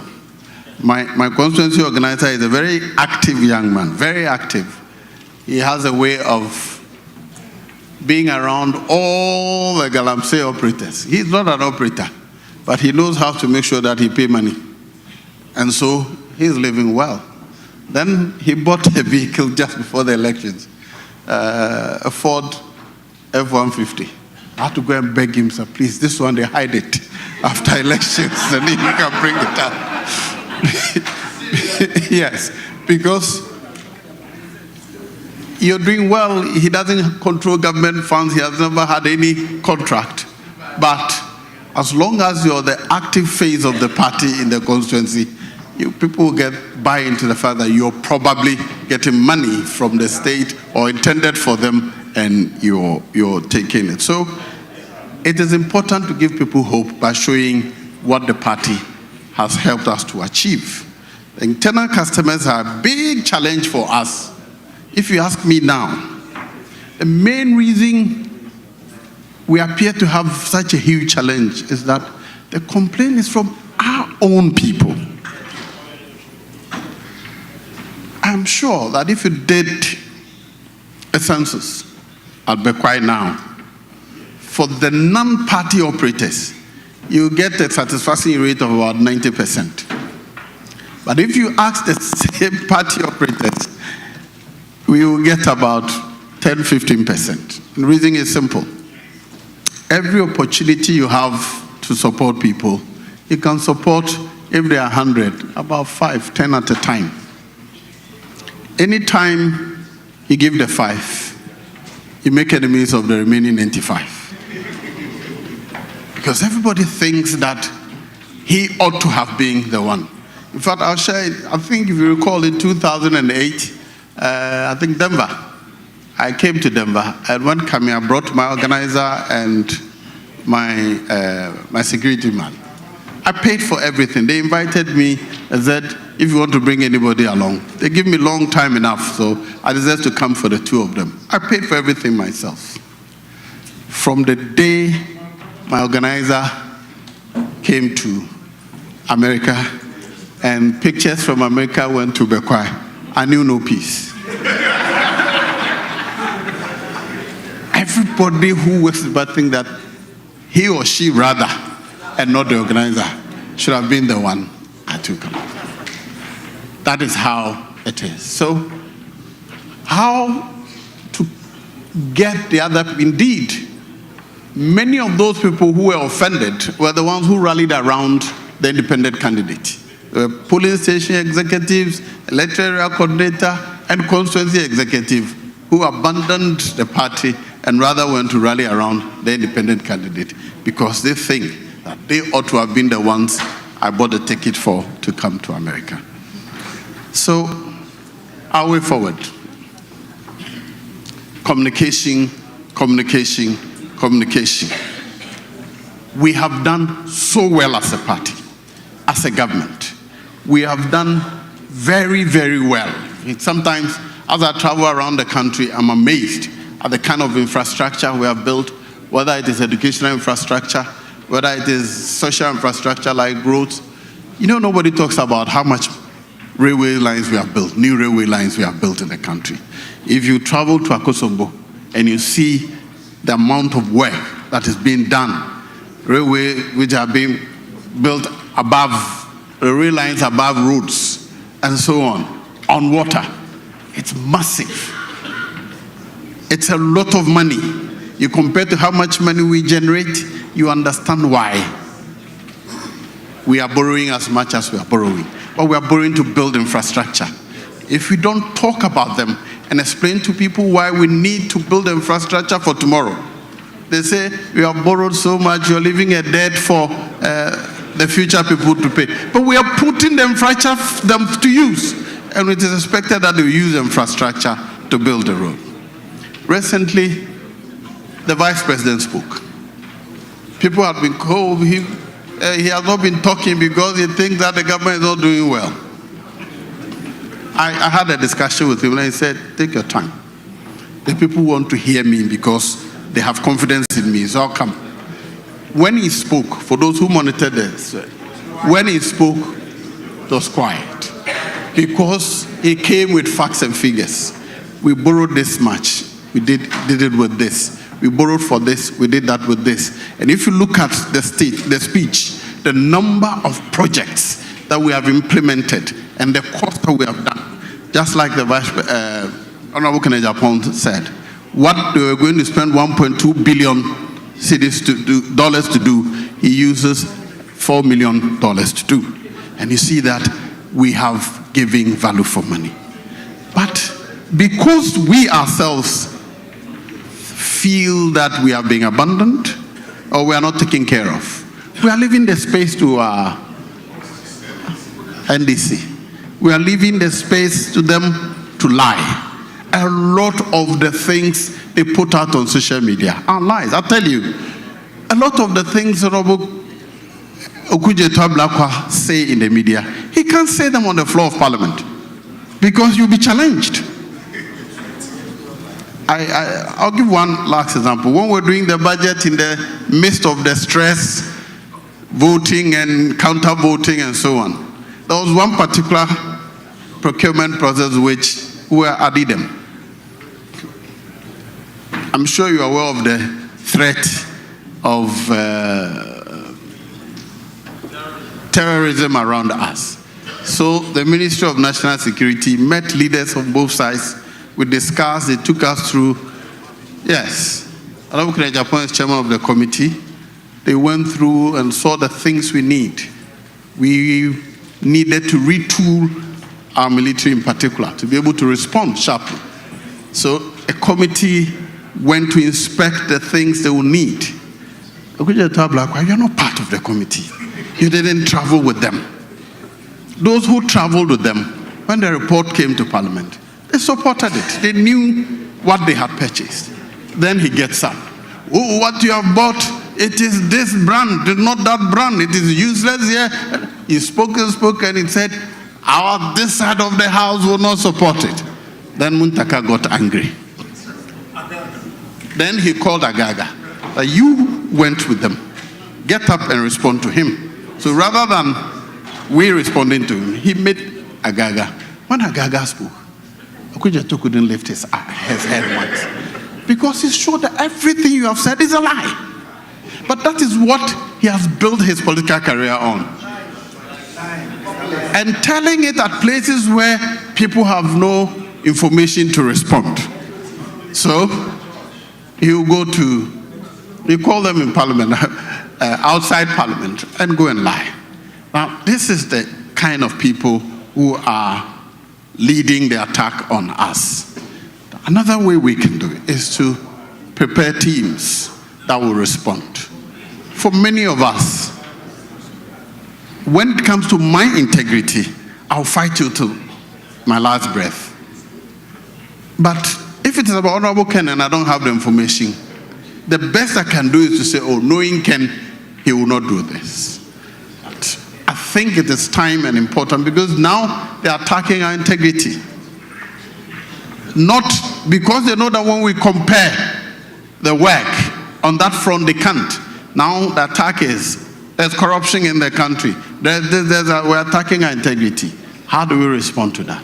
I think it is time we build a team that will respond promptly. Because once you do not respond, I assure you, people will believe it.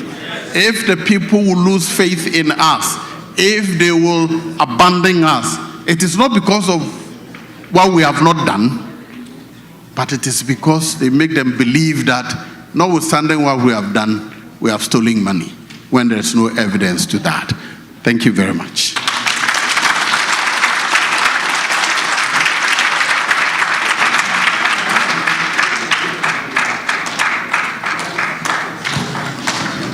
Oh, is that all we can do? Is that all we can do for the first deputy speaker? Let's do better. Let us do better. Thank you very much. Honorable Joe Oseusu, aka Joe Wise. Thank you very much. 11. Muntu 2.8%. All right, I'll leave it at this point to my brother Ifame, aka Kakape, to take it from this point. Thank you very much. Before I introduce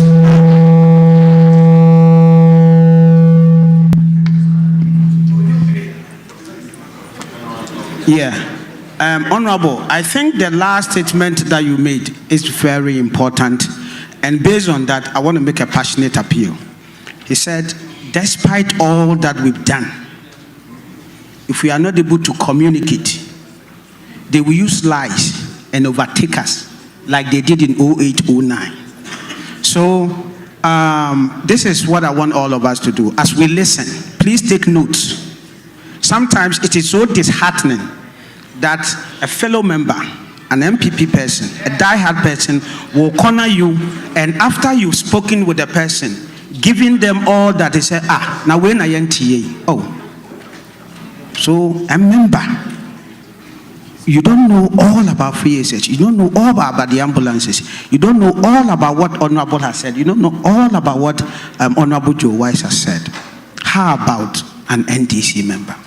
So please, it is our responsibility. We are all part of the communication team. It is not the work for the group that has been tagged the team, but every member of us. Because when we go to opposition, we all suffer. So let us all communicate. Let us all propagate the word. Honorable, you couldn't have ended on a good note than that. Thank you very much. Now is the time for the panel discussion. And I can tell you that, when we say MPP, we have the men. We truly have the men. And the women. Thank you very much for the gentle reminder. At this point, we have the men and the women. So, without much ado, I'll call on Dr. James Frimpong, NPP Chicago First Vice Chair. Thank you very much. Give him a round of applause. Thank you. Next is Mr. Louis Amwaku Mensah, Massachusetts Chairperson. Thank you. Thank you. Take a seat for us. I intentionally made them the first two, and I left these two more special guests in our midst. Next on the list is Honorable Kofi Amwaku, the immediate past regional minister for Bono East. Honorable, thanks for honoring this invitation. Thank you very much. The next person sits at the presidency. We've been talking, we've been texting, and he's here with us. No other person than Honorable Augustine Blaine, the Executive Secretary to the Vice President. Thank you very much. Now, these are the panels for the next session, and I will kindly ask my co-host to give them the questions that we have. Thank you. Thank you very much, Honorable Kakape. Kakape, the library. Thank you very much. So, able panelists, what we are going to be discussing is recovering our losses. And I believe very strongly that you are all in a position to discuss this topic very well. I'm going to give a few facts, and I believe that these facts pretty much represents what happened across most part of the country in the last elections. And obviously I'm biased because I'm from the Central Region, and so I picked Central Region. In 2020, our candidate, the President Nana Addo Dankwa Akufo-Addo, won Central Region by getting 613,804. Ex-President Mahama got 538,829. He beat him by more than 70,000 votes. In 2020, before we went into the election, NPP had 19 seats in the region. NDC had 4. After 2020 elections, NPP has 10, NDC has 13. Clearly, the president won the region. We had a net loss of 9 seats. How do we recover those seats? Not only in Central Region, but everywhere else in Ghana where this situation pretty much happened. This is the question that we're going to discuss. Please, let's do so passionately. And if there are any speakers, Honorable Joe Anochi, I know you're a director of IT, you probably know the data better than I do. You do know the data better than I do, not probably. You know the data better than I do. And Honorable Kenneth Japon and any of the invited guests, we want to recover these seats. How do we do that? Thank you very much. Let's discuss. Thank you very much. Kukrudu. Kukrudu. Madam Chairperson, all standing protocols observed. I am going to approach this question, but it's going to appear as the last. And when I finish my submission, you may understand what I'm talking about. Today, we've been talking about, since morning, we've been talking about one word keep repeating itself, and that word is trust. We've said it so many times here, uncountable. But what is this word trust at all? I was thinking and going through my mind. I said, trust is just believing in something, believing in the reliability of something. Not only its reliability, but the accuracy of it, and the truthness of that person.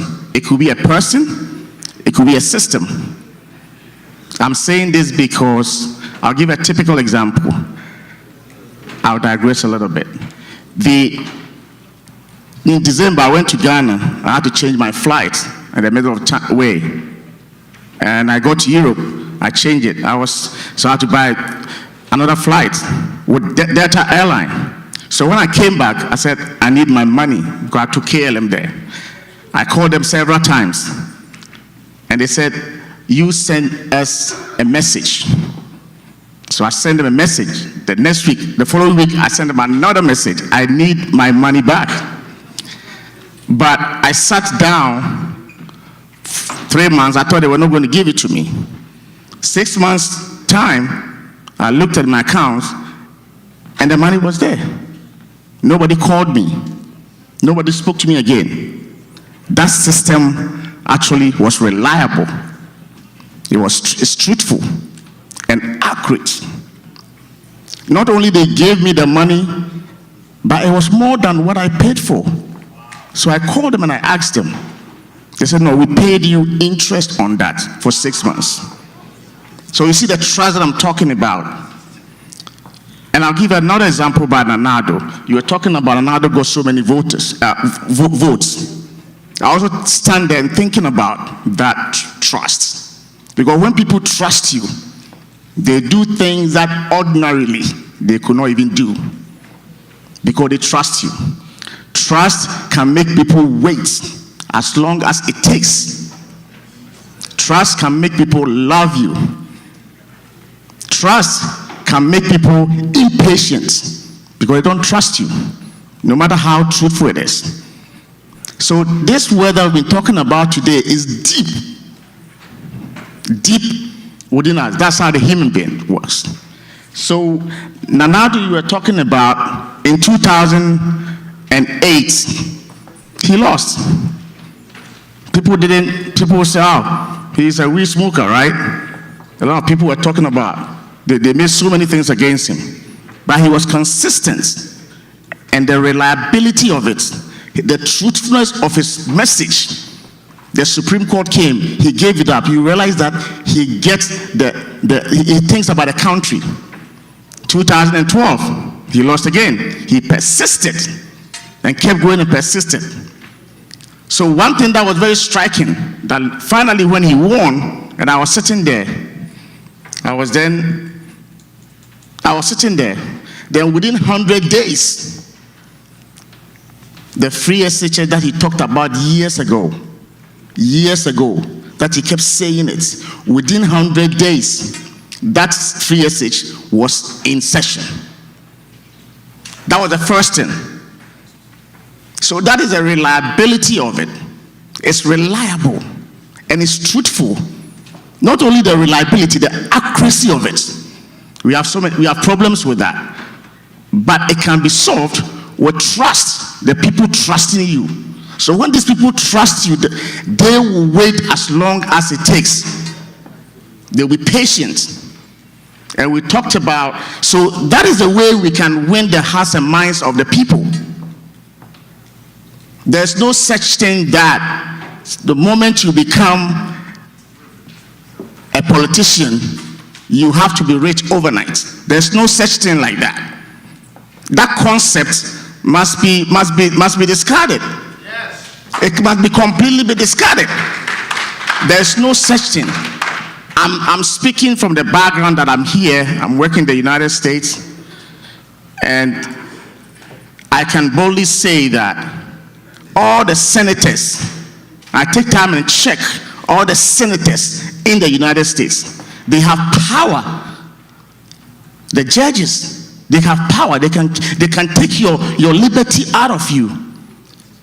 But the one thing that I know is that they are not rich. There's no senator in this country, in the United States. I'm an OBGYN. That makes more than I make a year. No one. If anyone here thinks that it is a reverse, let me know. So it doesn't mean that, so when the trust is there, when that trust, I love NPP, that is why I'm here. From Tescon days, that's why I'm here. But the only way we can win, we can make things happen, is when the people begin to trust. They will do everything for you. They can take a bullet for you. But whereby you are there, and you know this guy, he didn't have that much. Then he becomes an MP, or he becomes a DCE.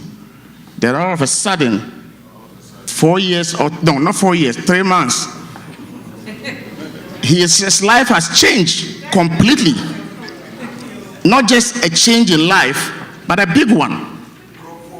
But here I am, sitting here in Odikro room. I still have this dust all over. I cannot even get a job to do. But this guy, all of a sudden, he does that. So that is the problem. One thing about things that strike me is that, like I'm actually from the medical background, so I'm so passionate about when it comes to health and all those things. So the ambulances, you will see that Nanajo promised these ambulances way back, but he delivered. That's why I see the truth and the reliability of it. He delivered. Not only that he delivered and was reliable, but it was very accurate. He did not just order for an empty vehicles. He made sure that those vehicles was befitting to be for an ambulance. So it took some time. Thank you very much, Dr. Frimpong. Thank you very much. We have other members of the panel that have to. We will come back to you. We will come back to you. Let's go back to the former regional minister.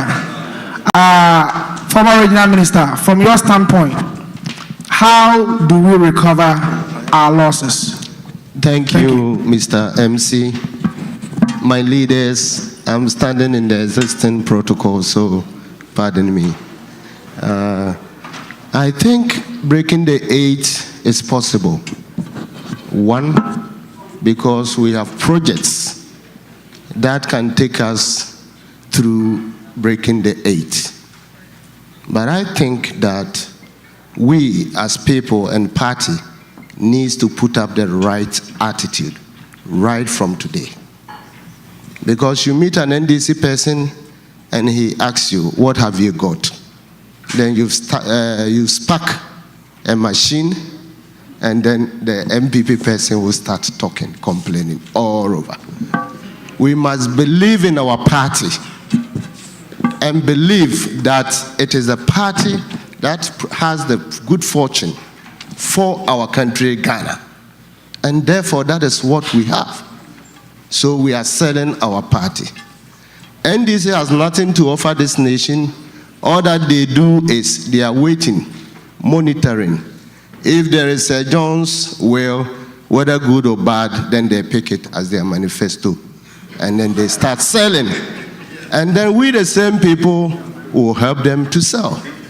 So once we change our attitude right from today, I lost my seat as an MP, I lost my office as a minister, but I'm still working for the party because I believe that it is only MPP that with extended democratic power that can bring the expected change for our mother Ghana. So I don't have an option.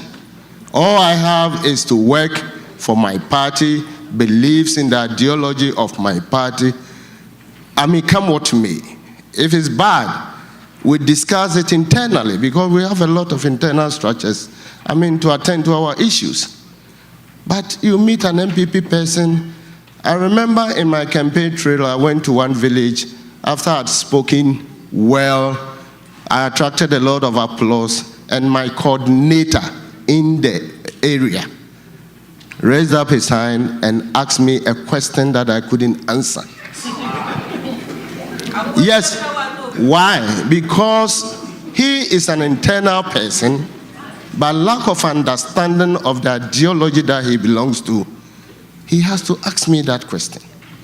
You understand? So if we can put up a right attitude right from today, then the breaking the 8 is possible. My take is that we as party, if I should advise, is that we should not rely so much on who is coming to succeed Nana Addo Dankwa Akufo-Addo now. Because after every election, the election itself creates a vacuum that we feel through the electoral systems in the party.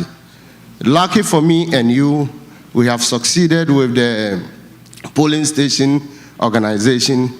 It went out so nice. We got to the coordinators. It was perfect. We are done with the regional one. Perfect. Now, finally, we are witnessing your conference, and then we go back to hold the national one. Once that vacuum is filled, then the party regains a new strength. Then we can restructure the communications department, and people would ask you, Honorable, now we don't hear you from Honorable Kennedy's radio station as a communicator.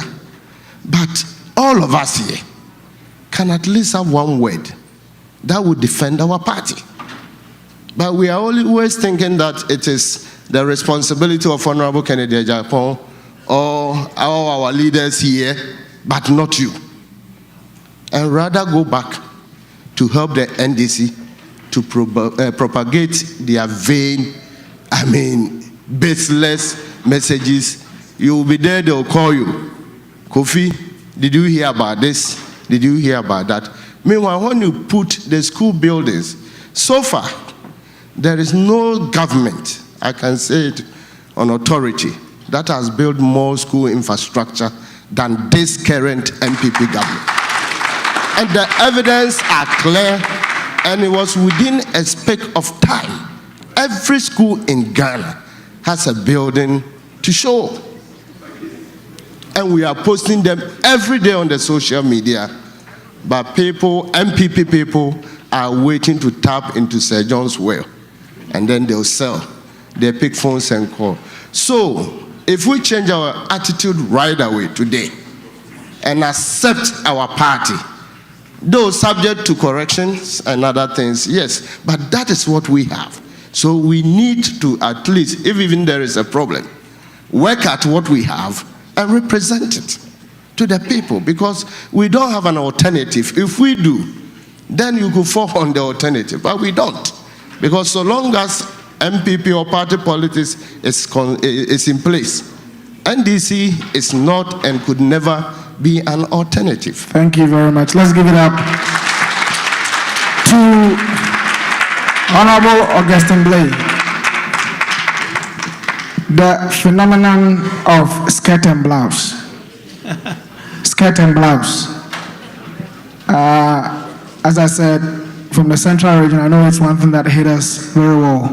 One thing that comes to mind is Cape Coast North. The president won by a margin of over 5,000 votes. We still lost that seat. How do we address skirt and blouse? Well, thank you very much. I wanted to just make a small note here. You know, last 2 weeks, Honorable Safmafo, the senior presidential advisor, launched a See Something, Say Something campaign. We have to educate our family members at home that it is very important that that message goes out. To call 999 or contact the police or DC in their respective constituencies. Very important. I wanted to throw that one out there, that we should not lose track of it. Now, so 2020, we lost about 26 seats of a margin of less than 2,000 votes. We won about 14 seats with a margin of about 2,000 votes. So you're looking at roughly 40-some seats where plus or minus 2,000 votes. So yes, we lost a lot of seats, that is true, but the margins were not that wide. It gives us hope, because I've heard Honorable, I almost said the lady, Joe Wise, and also Honorable Kennedy mentioned that what wins an election is hope. And that's very important. No matter how bad the election looked like, the party that is able to sell hope is the party that wins. And keeping the trust in NPP, that team is very important. Is that today, we as NPP here, do we have trust in the ideology? Do we have trust that our manifesto is what can bring Ghana forward? We should be able to answer that question within ourselves. Ideology, policy, plan. And I believe without any shadow of doubt that these policies, the things that we put in the manifesto and the ideas that our party leaders are explained to us are what Ghana needs. So therefore, when we go into an election, you and I must be able to preach that hope to our people. Sometimes we lose sight of it, and then we rather emphasize the despair. You know, yeah, we don't want to be complacent, but we must be courageous to understand that to achieve what is set in the manifesto, to push NDC back, to push the propaganda back, is not to be bashful. Because first they spew all these lies, and then we get scared. But when it takes a minute to look at the data, because NDC, as my boss, the Vice President, Dr. Alhaji Muhammadu Bawumia, always say, NDC don't like to read. They will take the first thing and run with it. Yeah. Spend a few minutes to look at the facts. I'm telling you, if you get on any media platform with any NDC guy, do not be bashful. Look at the data. You will be able to counter the argument from the beginning to the end. So I want to encourage the NPP USA branch to help build this type of data platform for our people. The other thing I want you to understand that Some of you have said you go into an argument, somebody does not believe what is going on, you explain to them and say, oh, now we understand. Look, social media is just 30 seconds video, less than a minute video. If you can, do that video, throw it on WhatsApp, let it spread. You don't have to have the whole thesis about how we are winning the election. Take one, education. How many schools, how many classrooms, how many dormitories have you built? You have that 30 seconds video on WhatsApp, let it circulate, your people will hear it and they will get it. To the point about skirt and blouse. The election that we are going to go in 2024 is an election where we have to, one, strengthen the party, and also understand that the parliamentary elections is also an extension of the presidential election. It cannot be separate. It has to be by default an extension. So the parliamentary candidate is a campaign, I won't say agent, right? Because if he wins his seat, then it translates into more votes for the presidential election. If you take that approach, we'll be able to avoid a lot of this skirt and blouse. But sometimes our people or our regional or constituency leaders are able to separate that in their mind. That for the presidential, it is the president, and for the parliamentary, it is this local guy and I'll punish you. And so it is up to us to be able to close that gap, in terms of the organizational structure of the campaign, so that people will feel that if they hurt the parliamentary candidate, they are also hurting the presidential candidate. I think that will help us. Okay, thank you. Thank you very much. Thank you very much. Now we're getting close to the end of this session. Now, Mr. Mensah, if you listen to what the three panels have said, I want you to give a summary of what you think the diaspora, especially Mpp USA, being a leader in the diaspora, can do for us to recover our loss. Thank you. All right. Your Excellency, the Ambassador, Madam Chair Lady, I'll keep all protocols observed now. All right, from the diasporan point of view, I think we probably can take excerpts from what we have done with our elections.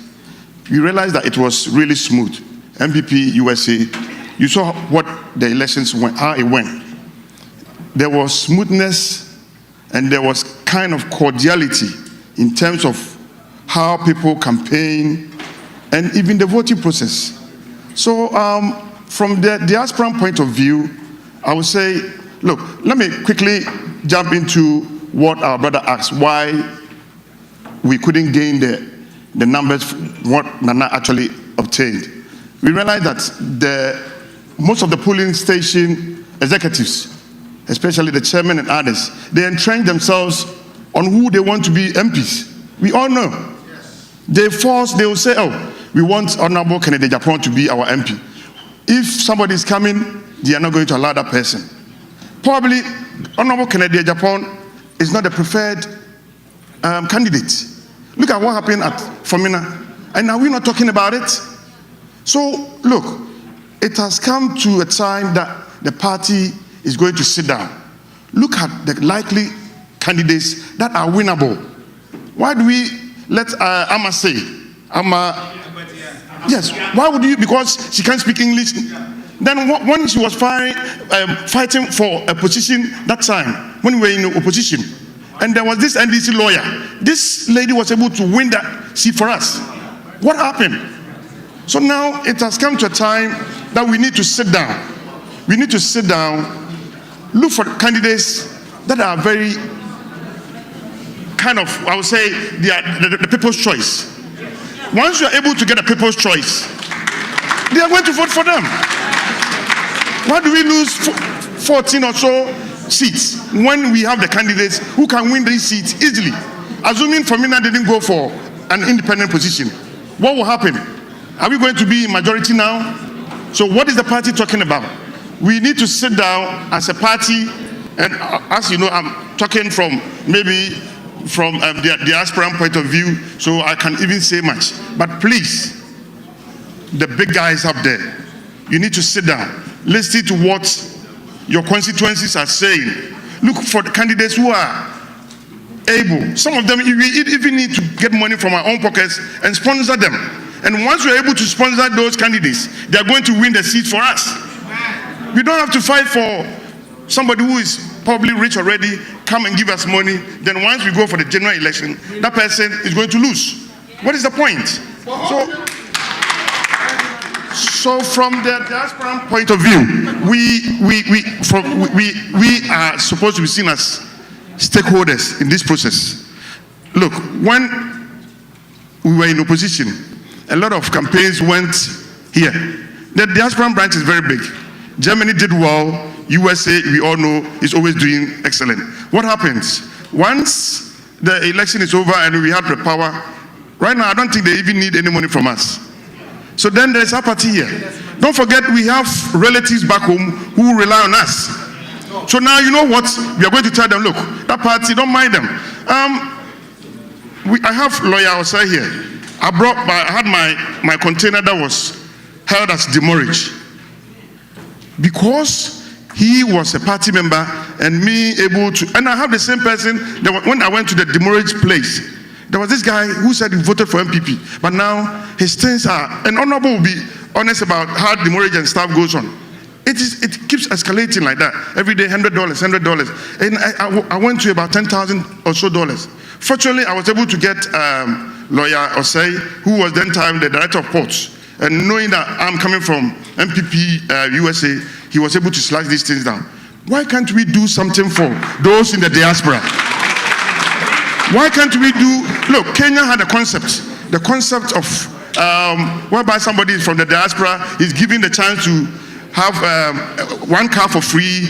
When you take one car for free and your personal effects, they give you that chance.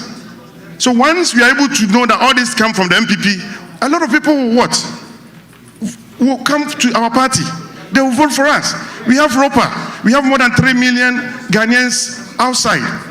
What are we doing? What are, Madam, you're here, so I think you're going to talk much about it. I know the ROPA committee, they are doing something about it. But why can't we speed that up? We know that if you look around, we have more than 85% Ghanaians who vote for NPP now.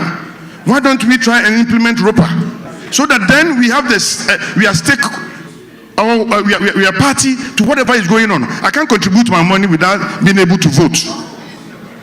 I can't contribute my money without being able to vote. We talk about issues about dual citizenship.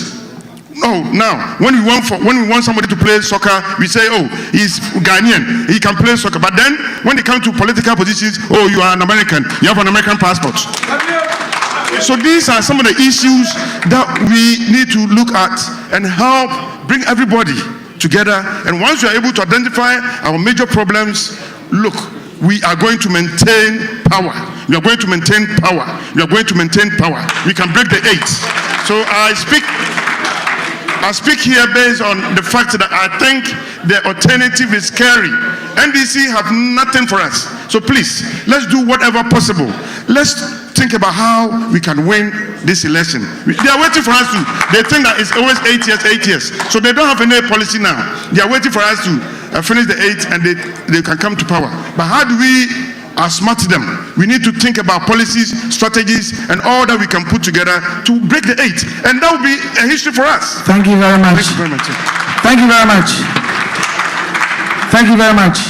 I think I'll take an input from Honorable Kennedy Japan and then a question from Dr. Arthur Kennedy, and then that will be it.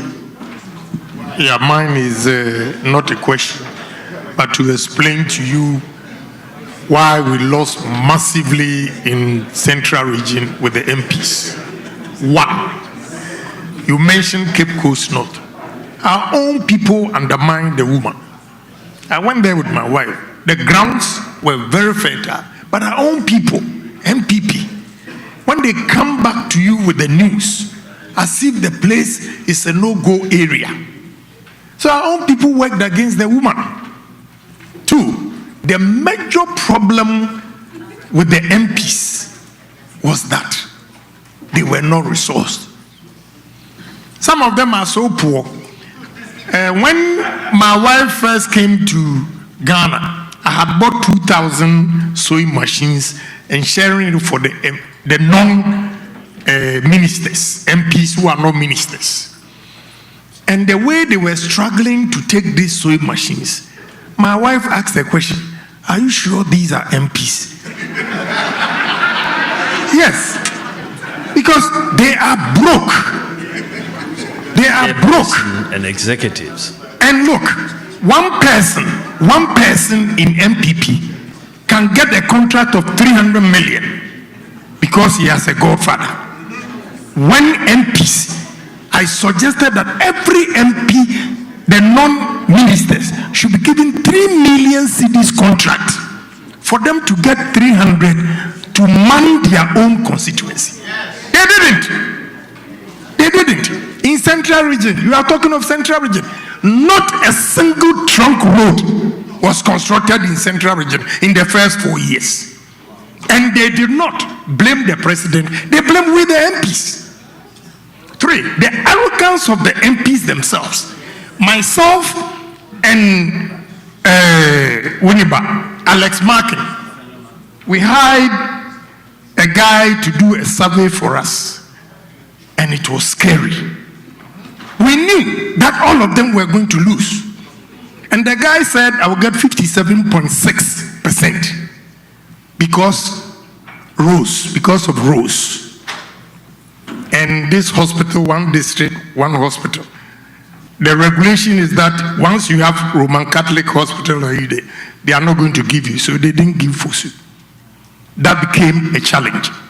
And the guy said, I will get 57.6. I got 57% because of the Rose. I got the 57% because I had money to do projects myself. These other MPs that you're talking about, they didn't have anything. And they have, look, we are on air. We are blaming MPs. My speaker is here. He will tell you, it's no different from anywhere. The MPs are broke. We are still broke.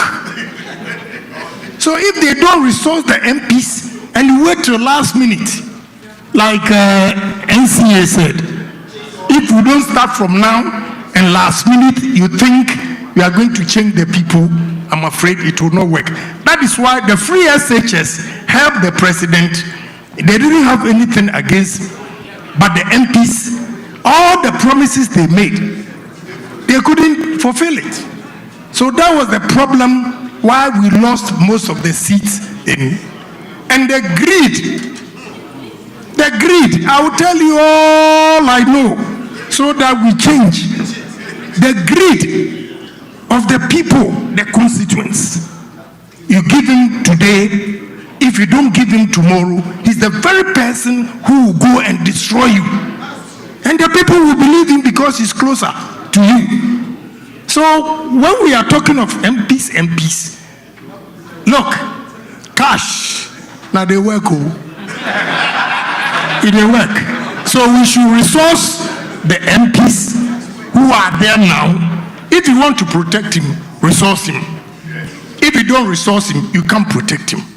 Because he will not be able to do any project and they will get him out. Thank you very much. I think what's going to happen is we are going to go straight into the fourth session. Those who have questions, please. Those who have questions, because we're running a little bit late. After the fourth session. Okay. Doc, let's give Atake the question. And then after that, we will close the third session and go straight into the fourth session. Thank you. I hope the elephant will stay out of the bush.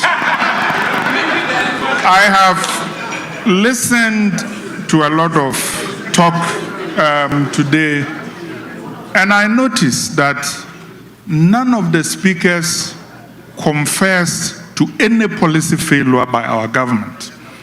Without any policy failure, it will seem strange that we will lose our parliamentary majority. The second thing that has frightened me is that I have heard a lot about communication. Somebody even said communication, communication, communication, and how the NDC lies. Sometimes our people lie too, and sometimes what the NDC people are saying is true. When what they are saying is not true, it's actually very easy to disprove it. But let me go to my question. His Excellency Nana Addo Dankwa Akufo-Addo, first inaugural, what stuck in most people's minds is, I shall protect the public purse. And then he said, those who are coming into government to make money will be sorely disappointed. In 2024, if just like 2016, the election is decided on protecting the public purse or corruption, Honorable Kennedy Agyapong, Her Excellency Alia Ajinma Mahama, and Deputy Speaker, are we going to do well if the election is decided on protecting the public purse? Thank you. We'll lose. Thank you. Okay. So Honorable just answered that if it was to be based on the perception of corruption, then we will lose. At this point, panelists, thank you very much. We really appreciate your input. We're going to go straight into the fourth session. The questions will come at the end of the fourth session.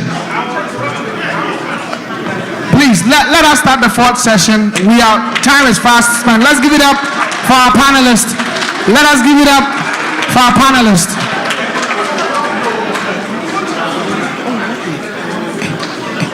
Let us give it up for our panelists. At this point, I want to say a very big thank you for your participation. It's been a pleasure. Myself here and Ifa Amael Kakape. Yes. So I'm going to call on Mr. Frank Entry and Mr. Shani Abubakar to take over in moderating the fourth session. Thank you very much. Thank you, my brother. Kukrudu! Kukrudu!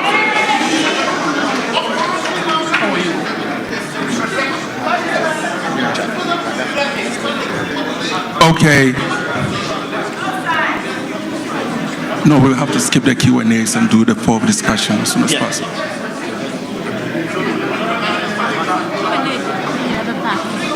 After the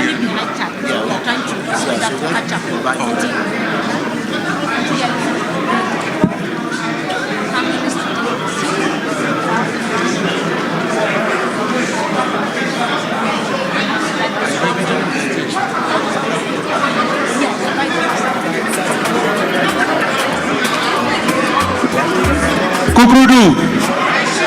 Kukrudu.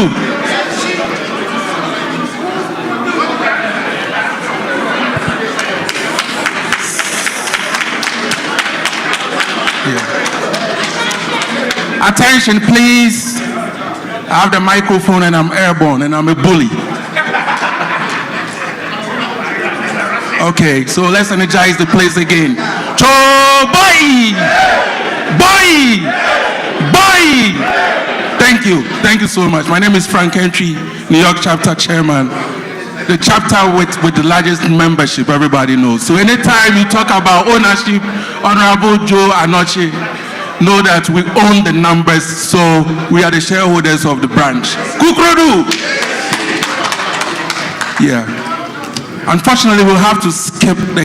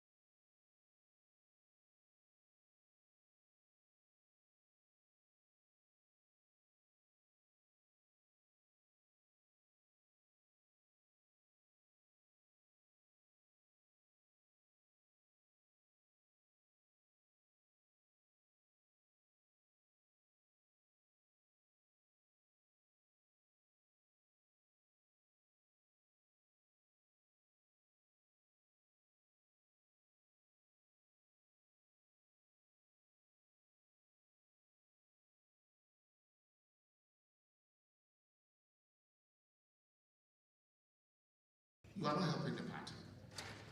While we are here, we can talk, we can scream, yell, we can have arguments, we can take our time to have understanding. If you have been caught in the web of propaganda, come, let's talk. But please, don't go and sit on our own platforms and demoralize some of us. Or sit on other platforms where you have other opposition party members there and bastardize your own party. And the sad part is some of the executives, former executives living abroad who do a lot of the talking with audios. Some of them don't even type, they send audios, long audios. They will make statements that they cannot defend. That's why you've seen a lot of lawsuits going on. People are tired and they will sue for it. Please, we can have more discussions on this. Yes, we have a simple statement that says there is no smoke without fire. But in Ghanaian politics, there is a lot of smoke and there has never been fire.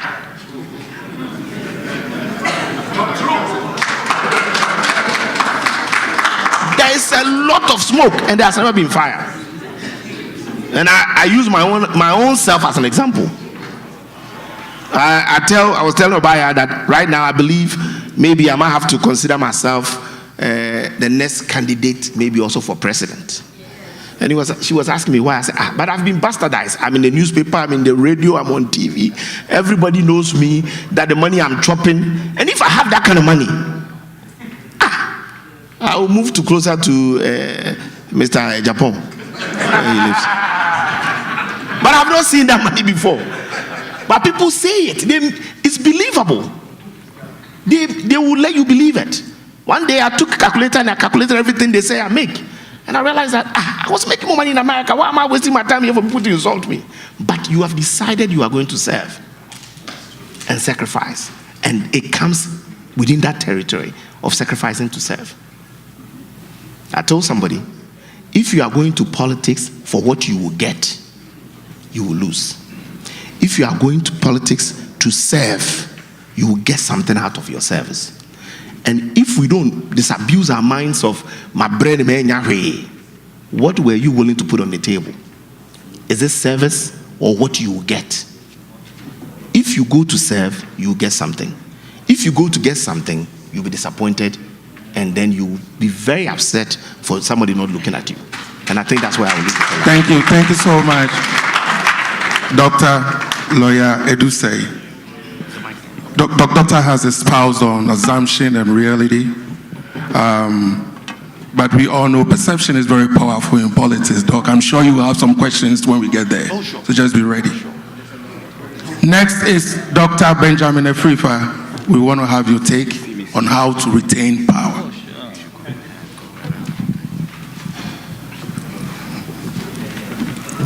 Hello, everyone. I think we have a major challenge in 2024. So we might as well be candid and deal with it. This morning, I've heard several themes from the various speakers. Self-introspection, frank dialogue, open new ideas, big or small. This is our chance to make it right, strengthen the party. How we treat NPP foot soldiers will determine the results of the election. And Honorable Anoche says something about training of polling station adequately, trust, and so many other themes. But I want to offer a framework that we can use to assess NPP. One is the party in government, the party in the electorate, and the party as an organization. So let's take the first one, the party in government. We have been in government for 6 years now.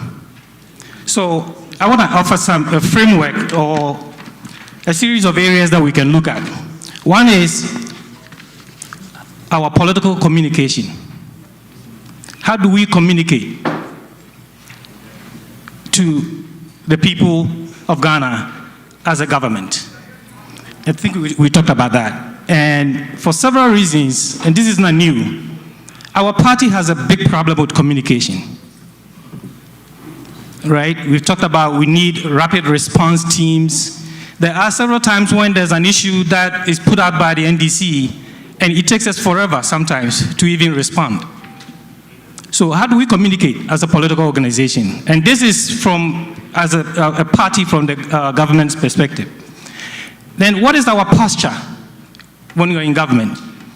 Are we offensive, always responding to allegations, or we are playing defense?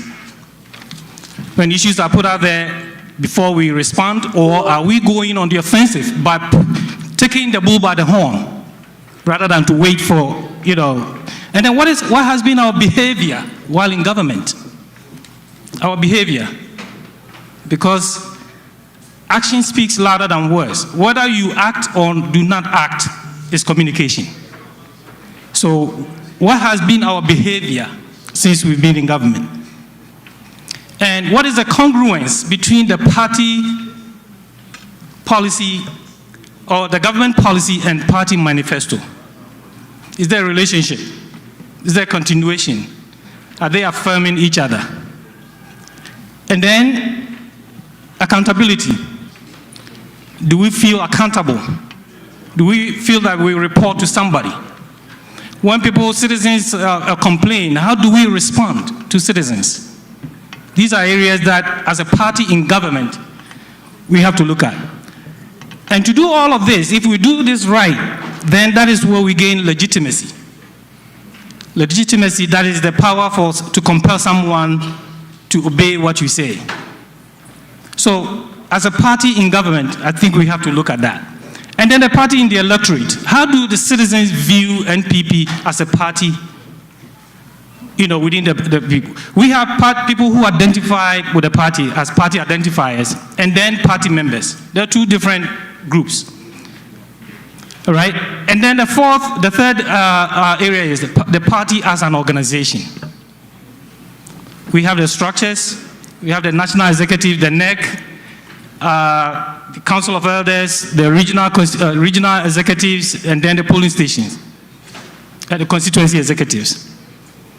If we are serious in winning the next election, I would suggest that we flip the pyramid around and make the constituency the head, the top, and then the various positions under that. Because, as somebody said, elections are won at the constituency level, not at the national level. So if we are serious, we have to pay attention, resource the constituencies, training the party ID cards. And I think Mpp Usa at some point, we decided that we wanted to buy laptops and other resources for the constituencies. We don't know what has happened to that, but I think if we need to retain power, the constituency is where we have to take the fight to. Thank you. Thank you so much for the wonderful presentation. Now we'll move to our next panelist, Alhaji Mujib. The question still remains, how do we retain power? Thank you very much. I think I have a little preamble to do before I go into the topic. I wanted to say that we, the young ones here, we have to thank Honorable Seth Boateng, Kennedy, the ambassador, the speaker, and co. Because today, they are doing this thing for us. Because if you look at this room, the young ones here, we are more. And if you take the next election coming, it's very scary. And we, the young ones, must stand up and stop complaining. Because everybody in this room, somebody might have stepped on your feet. You might have wanted something you didn't get. You might have wanted someone to help you didn't get. But what is the alternative? We go into opposition, and something is happening in Ghana. Both parties have won the election twice each. If we are not able to continue from now and let NDC come, they will continue from now. And from 2025, add at least 12 years to your age. Where will you be? And will you like it?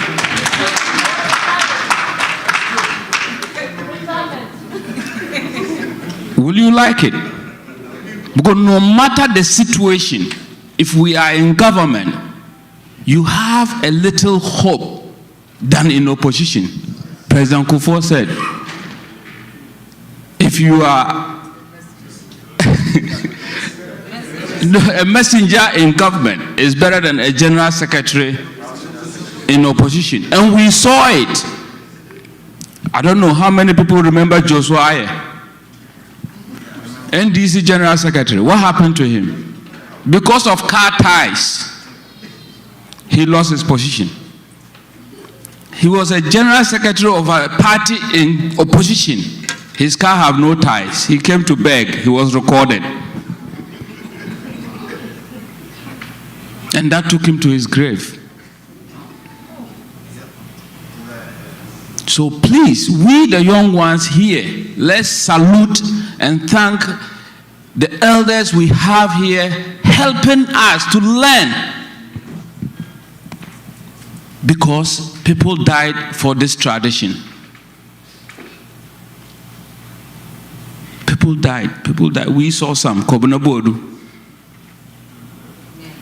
And the day before Kobina died, he told me, point blank, Mujib, if I have to die for this party to win power, I wouldn't mind. Not knowing it was a prophecy.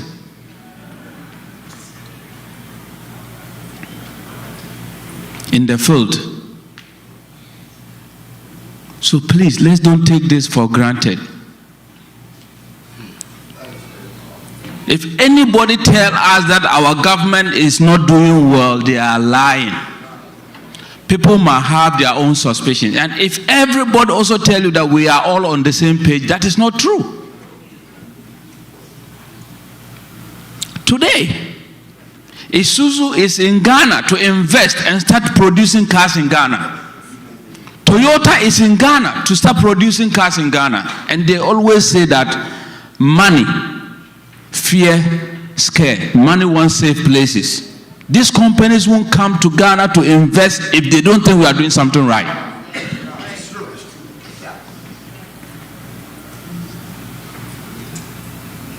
But should we fight to maintain that? Yes. How do we do that? Simple. Everybody is talking here, parliament. Is that the question? Yes. Look, there is a proof that if our party can win 5 MPs more than NDC, we will stay in government. Just 5 MPs. Anytime we have more than 5 MPs over NDC, the presidency is a bonus. So let's go back to the drawing board. Go to the constituencies, adopt constituencies, and work to win those constituencies. Because the constituencies we win that are our strongholds are more populated than NDC. I was telling somebody, Nandom constituency, 10,000 votes, 12,000 votes, you are in parliament. Wa Central, MP get 34,000 votes, you lose. So sometimes you have to watch the numbers. So if we can win 5 or more MPs, the presidency is a bonus. So we need to go back to the basis. What gives us power? We're not breaking the aid. We can rule Ghana for 30 years.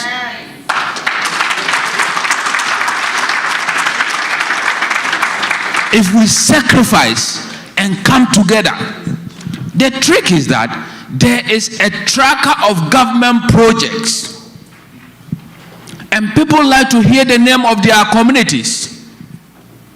If you go there, look at your community, your constituency, mention names of the towns and villages that those projects are going, it will catch the people's interest. And let me tell you, John Mama said it, and it's very true. And even in Islam, they will tell you that if not because of forgetfulness, no woman will have a second born. And John Mama said that we easily forget. So you must constantly remind people on what is going on. TVET, where Tina is. This current government have invested over $500 million on training and equipping people on hands-on jobs. Nobody is talking about it. If you go to secondary schools, because of free HSS, it has got an expansion that has never come in the history of Ghana. Roads. Look at the interchanges. Compare Pokwasi interchange to that of Circle. They call Circle Dubai. Then what will we call Pokwasi? Meanwhile, Circle cost Ghana over $260 million. And Pokwasi is under $100 million. Exactly. 175. Meanwhile, Pokwasi interchange is a 4-tier interchange, the second in Africa. The whole of Africa. But we are not talking about it. Meanwhile, President Mahama went to stand on Circle to take pictures. And when it rained, flood killed people. But we allow them. They make green books, put non-existent projects. So we need to come together, because what divides us is not stronger than what unites us. But once we are united, our communication, we communicate, but most of our communication is elitist. We need to break it down. Because there's a problem in Ghana. That's why we are doing the free HSS, because most of our populace are not educated. So when we go down and do the local politics, then we are moving forward. Thank you so much. You can't thank me. You can't thank me. You can't thank me. We're running against time, please. You can't thank me. We'll come back to you. We'll come back to you, please. Lawyer will wait more, 2 minutes. Please. Okay, 1 minute. 1 minute. So please, let's get united, roll our sleeves, and get down to work. We may have our differences, but let's get down to work. Because yesterday, 2 months ago, Kwame Budu was at ECG. Today he's not there. One of us can replace him, because whether we like it or not, there will always be a natural vacuum. What you need to do is that make sure your works can speak for yourself to replace somebody. Anyway, thank you very much. Thank you so much, Alhaji Mujib. Thank you for the powerful presentation. Yes, the question still remains, how do we retain power in 2024? Now we'll come to Lawyer Eric Ochridako. Please, 3 minutes. 3 minutes. Thank you. Don't worry, it will be less than 3 minutes. And all protocols observed. There is only one point of correction. I think my chapter chairman introduced me as the executive secretary to Ghana Infrastructure Investment Fund. That is an embellishment. It is not the case. You know, New Yorkers, we like to behave like we own the whole place. I am actually a board member. I am not a board member and subcommittee chairman for HR and Legal. So that is the point of correction. The question on the table is a very simple one. How do we win the next election? How do we retain power? And we don't have to look too far for the answer. Why? We have done it before. The beauty of law is that you look at precedent. When the facts look the same, the conclusions look the same. What did we do to win the previous elections? And how can we replicate that? As simple as that. So the first thing we have to do is to look at the elections we won and ask ourselves, what did we do to win? Why did we lost so much seats the previous time? And how do we correct these mistakes? If we look at how we won the previous election, it will be a guide for us to know how to conduct our next election and retain power. We all know how enthusiastic we were in 2016. We saw how we were not that excited in 2020. We all went to the elections, and that is what happened. So we need to bring back the enthusiasm, and we need to come back to the drawing board, acknowledge our mistakes, and try to fix it. That's number one. Second is the use of social media. As you all know, comedians are getting so much videos out there, and people follow these videos. They watch it 2 minutes. As you know, people will just consume the information without even analyzing it. How do we challenge ourselves and turn this social media to benefit us? Remember, 4 years ago, there were social media platforms which were not available. Currently there are media platforms which are not available 4 years ago. TikTok, Snapchat, all this media is being used to disseminate information in a rapid manner. Can we look at some of the projects we have done, the policies we have implemented, and do 1 minute video on each constituency, 1 minute video on each of the innovative projects we are organizing as a party, and have it out there so that someone will click and see that Ghana infrastructure is actually helping to coordinate Agenda 111. And as of today, we have started 86 new hospital projects in Ghana. Who knows about it? Very few people know about it, but we can actually have a program on it. Look at some of the projects under COVID that Honorable Joe just talked about. How many people know about it? Very few. In fact, when I sit at the Ghana Infrastructure Board, and when I was actually sent there, I asked myself, what is this? I didn't even know. As party members, do we even know what we do there? No. And I'm sure there are so many other programs going on right now that we need to tell the public about. If we don't even know about it, how much more the general public? So we should use social media as a means of communication and try to disseminate our information more accurately and better. Third one, we should not shy away from new ideas, new faces, and new challenges. If somebody rises up in the party and brings up new ideas, new directions, we should look at it and sometimes embrace it, because if the old ways of doing things is not getting us the result, we should change it if that is the way we can retain power. So as we go through that system of electing our new leaders, if there is a promise of somebody who can help to retain power, we should not shy away from accepting that change and embrace it so that we can break the 8 and follow up with more. The final one, because I know time is of the essence here, is that we all have to start being the ambassadors that we have been, starting from our own family.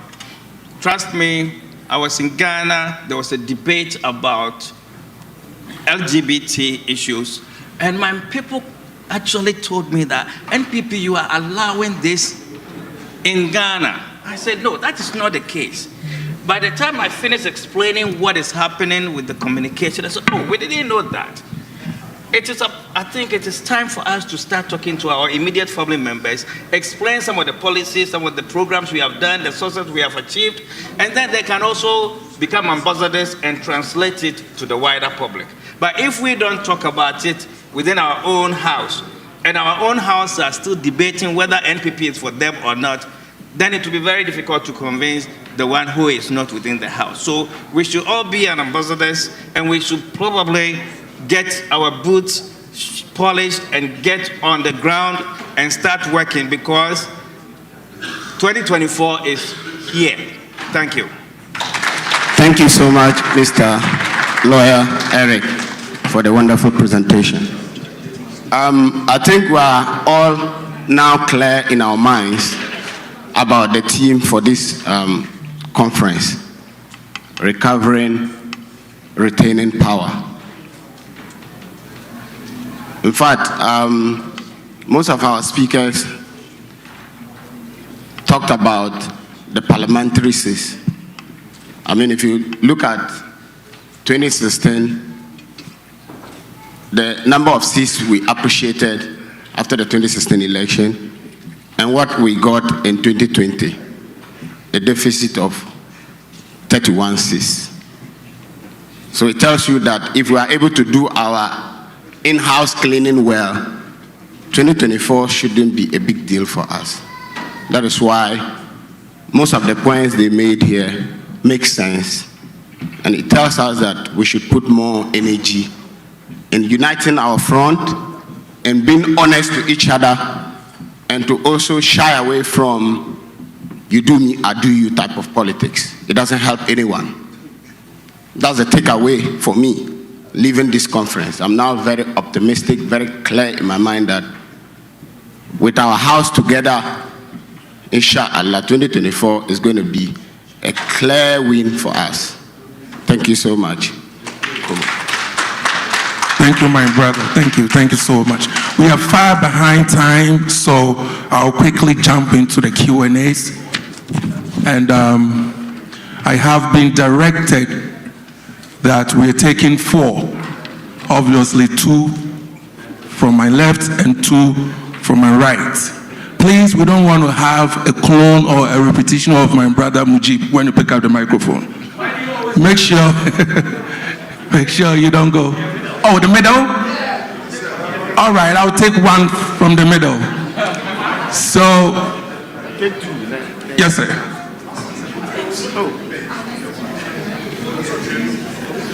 Thank you. I know time is fast spent. My name is Janice Asari with the DC chapter.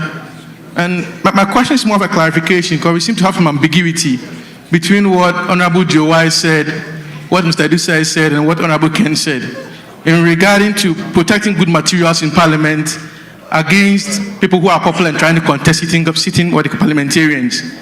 How do we resolve this? Because this is a big issue. And if we don't have a clear path as to how this is going to be done, it's going to raise ugly head again. So can you give us an insight to how we can resolve this ambiguity? Any of you can answer it. Thank you. Well, thank you very much. I think with my 22 years as a member of parliament, the gospel truth is that any party member who wants to contest should be allowed to contest. Because if you don't resource MPs and you make them unpopular, you cannot take them back to the constituency. The constituency will rebel. So we should allow everybody who is a party member, who has interest in any constituency, to contest. You win, you win. You lose, you lose. It's the people's choice. It is not the party choice from head office. It's the grassroots, the constituency, their choice to make a decision that this is what we want. If we are able to do that, I have never helped any of my executives. My policy is I can work with anybody. And trust me, we have a sharp division, Alan Bawumia. To me, is rubbish. If you are a Democrat,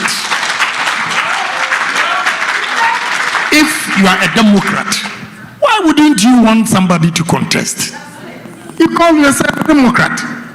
If you don't want anybody to contest, be a dictator and let us know. So if I contest you, I'm not your enemy. As simple as that. But when you contest and you don't win, the person who rather won doesn't want to deal with the losers. This is the problem. So I think we should allow anybody who is a true member of the party, who has interest in contesting, to contest. If you want to protect MPs, protect their purse so that they can do the constituency work to retain power.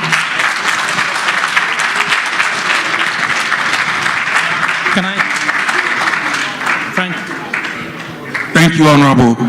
I think we have a divergent view on this topic. So originally the question was directed to the first speaker, Deputy Speaker. I'm going to pass on the microphone to him, and then I will listen what he has to say in a minute. Very well. I also agree that every party member, but who qualifies under our constitution. There are people who have nothing to do with the party. A week to the elections, he comes. If we are not going to implement the rules, there's no point making them. That is the only difference. Other than that, everyone who qualifies should be open to it. I agree that, for example, if possible,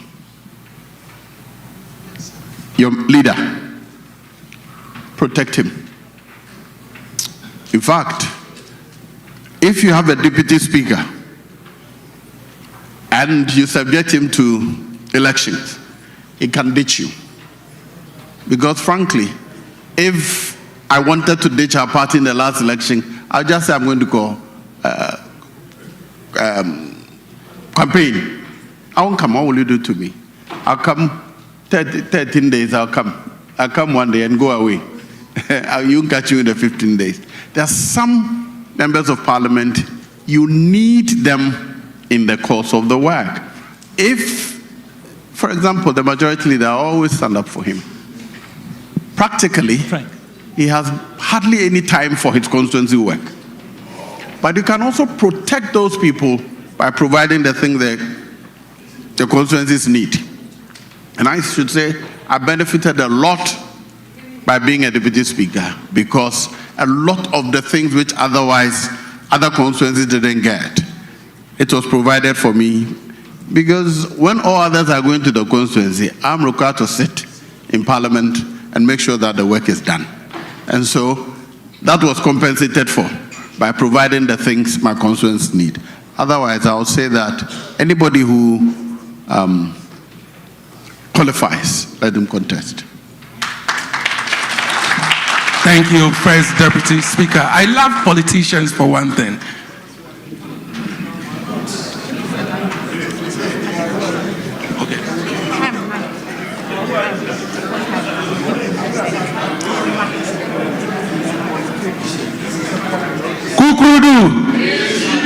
Like I said, politicians are so smart, I like them. Imposition and protection. I think it's the same thing, right? To protect them and to impose on them is the same thing. So whether you like it or not, I've said it, please. I don't want to open the floor anymore, because this is going to attract a lot of follow-up questions and we are far behind time. I will take two. One from the far end. Kukurudu. I'm sorry, I really apologize. Senior said Watson, I will have to draw the curtains on the Q&As because time will not permit. It's 7 minutes to 5. We have to clear the room, you know, and then be back for dinner and all that. So please, let's just move to the next item. Kukurudu.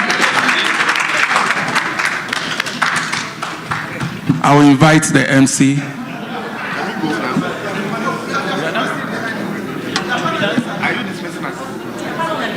Yes.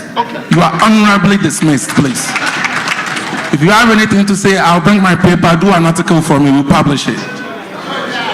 Mr. MC, unless you want me to continue, please let me pass on the microphone.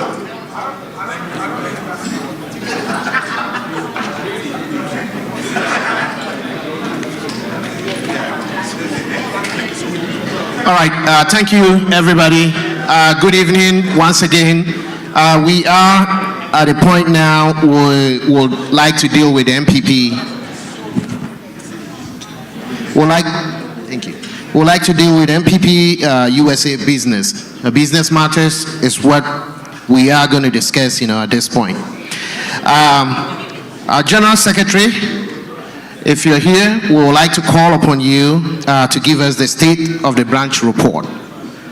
We'll call on Mr. Augustine Agbeneza. Please, with an applause, let's welcome our General Secretary,